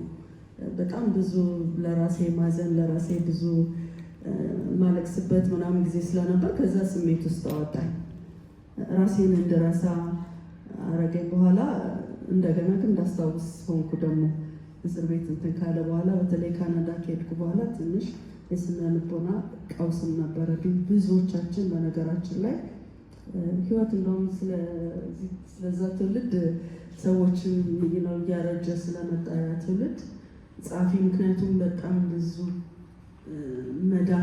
ሰዎች መዳን ያለባቸው ነገሮች አሉ። አንዳንድ ጊዜ ሰዎች ያ ትውልድ እንደዚህ አድርጎ እንዲያርጎ ነው ብዙ ጉዳት ያስከትላል። ኦልሬዲ የተጎዳ ትውልድ ነው። እንደገና ደግሞ እንዲህ አይነት ደግሞ ማጣጣል ሲደርስበት ደግሞ ትንሽ ይጎዳል እና ትንሽ በርህራሄ ማየትም ትውልዱን ጥሩ ይመስለኛል። ርህራሄ ባይሆንም ግን ለመረዳት መሞከር ስህተቶች እንደተሰሩ እንዳሉ ሆነው ግን ደግሞ አሁንም የምንደነቃቀፍ ሰዎች ነን። የዛን ጊዜ የነበረው ሁኔታ አሁንም በህይወታችን ውስጥ ይገለጻል። በእኔም ህይወት ውስጥ ይገለጻል። እስር ቤት ያሳለፍነው ህይወት አሁን ዛሬ የማደርገውን ነገር በቃ ሳላቅ ይገለጻል። በሆነ መንገድ ባለባበስሽ፣ በከለር አመራረጥሽ፣ በብዙ ነገር ሊሆን ይችላል። ከሰው ጋር ባለ ግንኙነት ሊሆን ይችላል እና የእሱ እንትን ነኝ፣ ውጤት ነኝ። ስለዚህ ብዙ ነገሬን ማየት ይቻላል። እንደ ማንኛውም ወጣት ሲኒማ፣ ፓርቲ ምናምን ብዙ እንትን በጣም አውትጎይንግ ሆኜ በጣም እንትን አይደለሁም። ግን ደግሞ እንደ ዘመኔ ኖሬያለሁ። ግን ደግሞ ከዛ ዘመን ወጥቼ ግን ስለ ህይወት አሁንም ቢሆን ግን በጣም ቀና አስተሳሰብ አለኝ። ምንም ወደኋላ ሄጄ የማስበው ምንም ነገር የለኝም። ሁሉ ነገር ጥሩ ሆኖ የሚታየኝ ሰው ነኝ እና በዛ ነው ንባብ ሌላ ህይወቴን የሚደግፈው ጽሁፍ ህይወቴን የሚደግፍልኝ ነገር ምናምን አለ አይደል? እንዲህ አይነት ነገሮች አሉና ከዛ ውጭ ሌላ ቀን ተገናኝተን ነው። ፊልም የተባለው ታሪክ ከተዋለስ ጋር ጀምሮ ሁሉን መጽሐፍ ፊልም መስራት ይፈልጋል።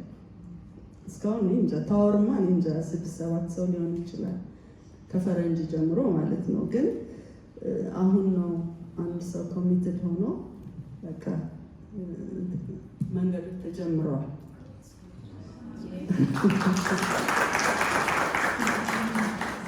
እና እሱን ነው እንግዲህ በተስፋ የምጠብቀው። ደግሞ እስካሁን ከመጡት ሰዎች በሙሉ ታወርን እንሰራለን ምናምን ብለው እሱ እኔ እንጃ በቃ ስሜቱ የሚገርም ነው። ቁርጠኝነቱና ስሜቱ በጣም እኔ ራሴ መጀመሪያ ላይማ እንደውም እንዲሰራም አልፈልግም ነበረ። ሴንሴሽናላይዝ ይደረጋል ታሪኩ ምናምን የሚል አይነት ፍርሃት ስለነበረኝ ብዙ ሰው ነው አልፈልግም ነበር የምለው። በኋላ ደግሞ ቢሰራ ብዙም ግድ የማይሰጠኝ ደረጃ ላይ ነበርኩ። ሰዎች መተው ሲጠይቁኝ ኦኬ ምናምን ብዬ እና ግን ያው በዛው ይቀራሉ። አሁን ግን ያልቀረ ሰው አለ። ጥሩ እንትን ላይ ነው ያለው። ምንትዋብም ሀሰሳም ከ1-2 ሰው በላይ ፈልገዋል እሰራዋለሁ። አንዱ ለምሳሌ የመድረክ ስራ አደርገዋለሁ ማየት ብሎ ያለ ሰው ነበረ። እንግዲህ እንጠብቃለን። እዛ ደረጃ ላይ ነው ያለው። አንድ ጥያቄ ትመልሰዋለች ብዬ ነው ተጨማሪ የለኝም። ለዛ ነው መጀመሪያ እናንተን ነው ማመስገን የምፈልገው። እስካሁን በትዕግስት ስለቆያችሁ፣ በጣም በጥሞና ስላዳመጣችሁ፣ ያላችሁንም ጥያቄ እንደው እኔ እየኮረኮምኩ ባስቆመዋችሁም በጠየቃችሁት መጠን መልስም ስላገኛችሁ እናንተን ማመስገን እፈልጋለሁ። ለራሳችሁ አንዴ ከበድ የሚሉትንም ጥያቄዎች የቀለሉትንም ሰው እንዲሸቱ አድርጋችሁ ስለመለሳችሁ፣ ህይወታችሁን ስላጋራችሁ፣ ህይወት ስለሆናችሁ፣ አብራችሁን ስላመሻችሁ በጣም በጣም እናመሰግናለን። 2 ነገሮች ብቻ ነው የሚቀሩት። የመጀመሪያው ሰርቲፊኬት አለ ተብሏል። ሰርቲፊኬት ማድረግ ነው። ሁለተኛው ደግሞ አንድ የወል ፎቶ ይኑረን ስለተባለ እሷን እናደርጋለን። በሱ እናጠናቀቃለን።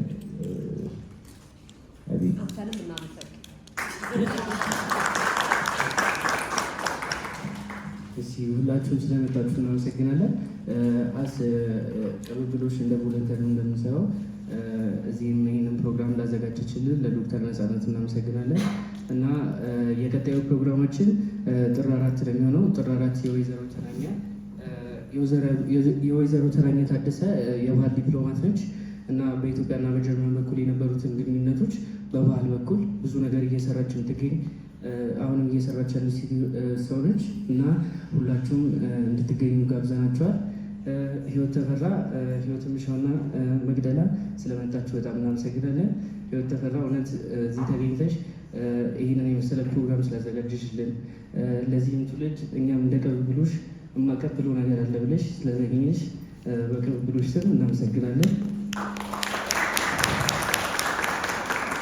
እና ይሄ ፕሮግራም እንዲሳካ ያደረጉልን ብዙ አስተዋጽኦ የሚያደርጉልን ወገኖች አሉ እና እነሱን ደግሞ ሳናመሰግን ብናልፍ ለእኛ መጥፎ ነው እና ሁሌ መመስገን አለብን እና ይህንን ምስጋና ስንሰጥ ደግሞ በትልቅ ሰው ነው የምንሰጠው፣ ትልቅ ስራ ስለሰሩልን እና ዛሬ ጸሐፊ ዳይሬክተር በኢትዮጵያ ሬዲዮ እና ቴሌቪዥን በቃ ብዙ ስራ የሰራች ማዛ ወርቁ ከኛ ጋር ትገኛለች እና እባክሽ ማዛ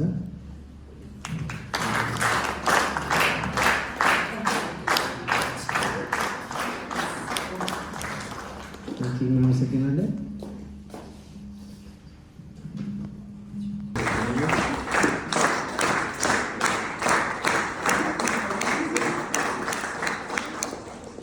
ህይወት ሚሻው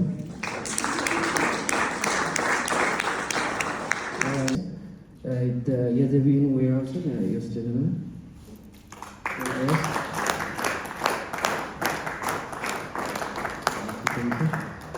ምረት ከበደ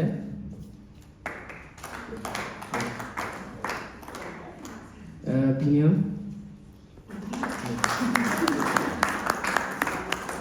እናመሰግናለን። እንደ አስቴር አማረ እናመሰግናለን። እሺ ቴንክ ዩ ፎር ካሚንግ።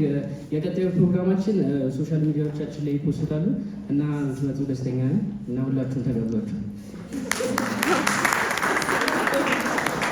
መጨረሻ ላይ ግሩፕ ፎቶ ይኖረናል እዛ ጋር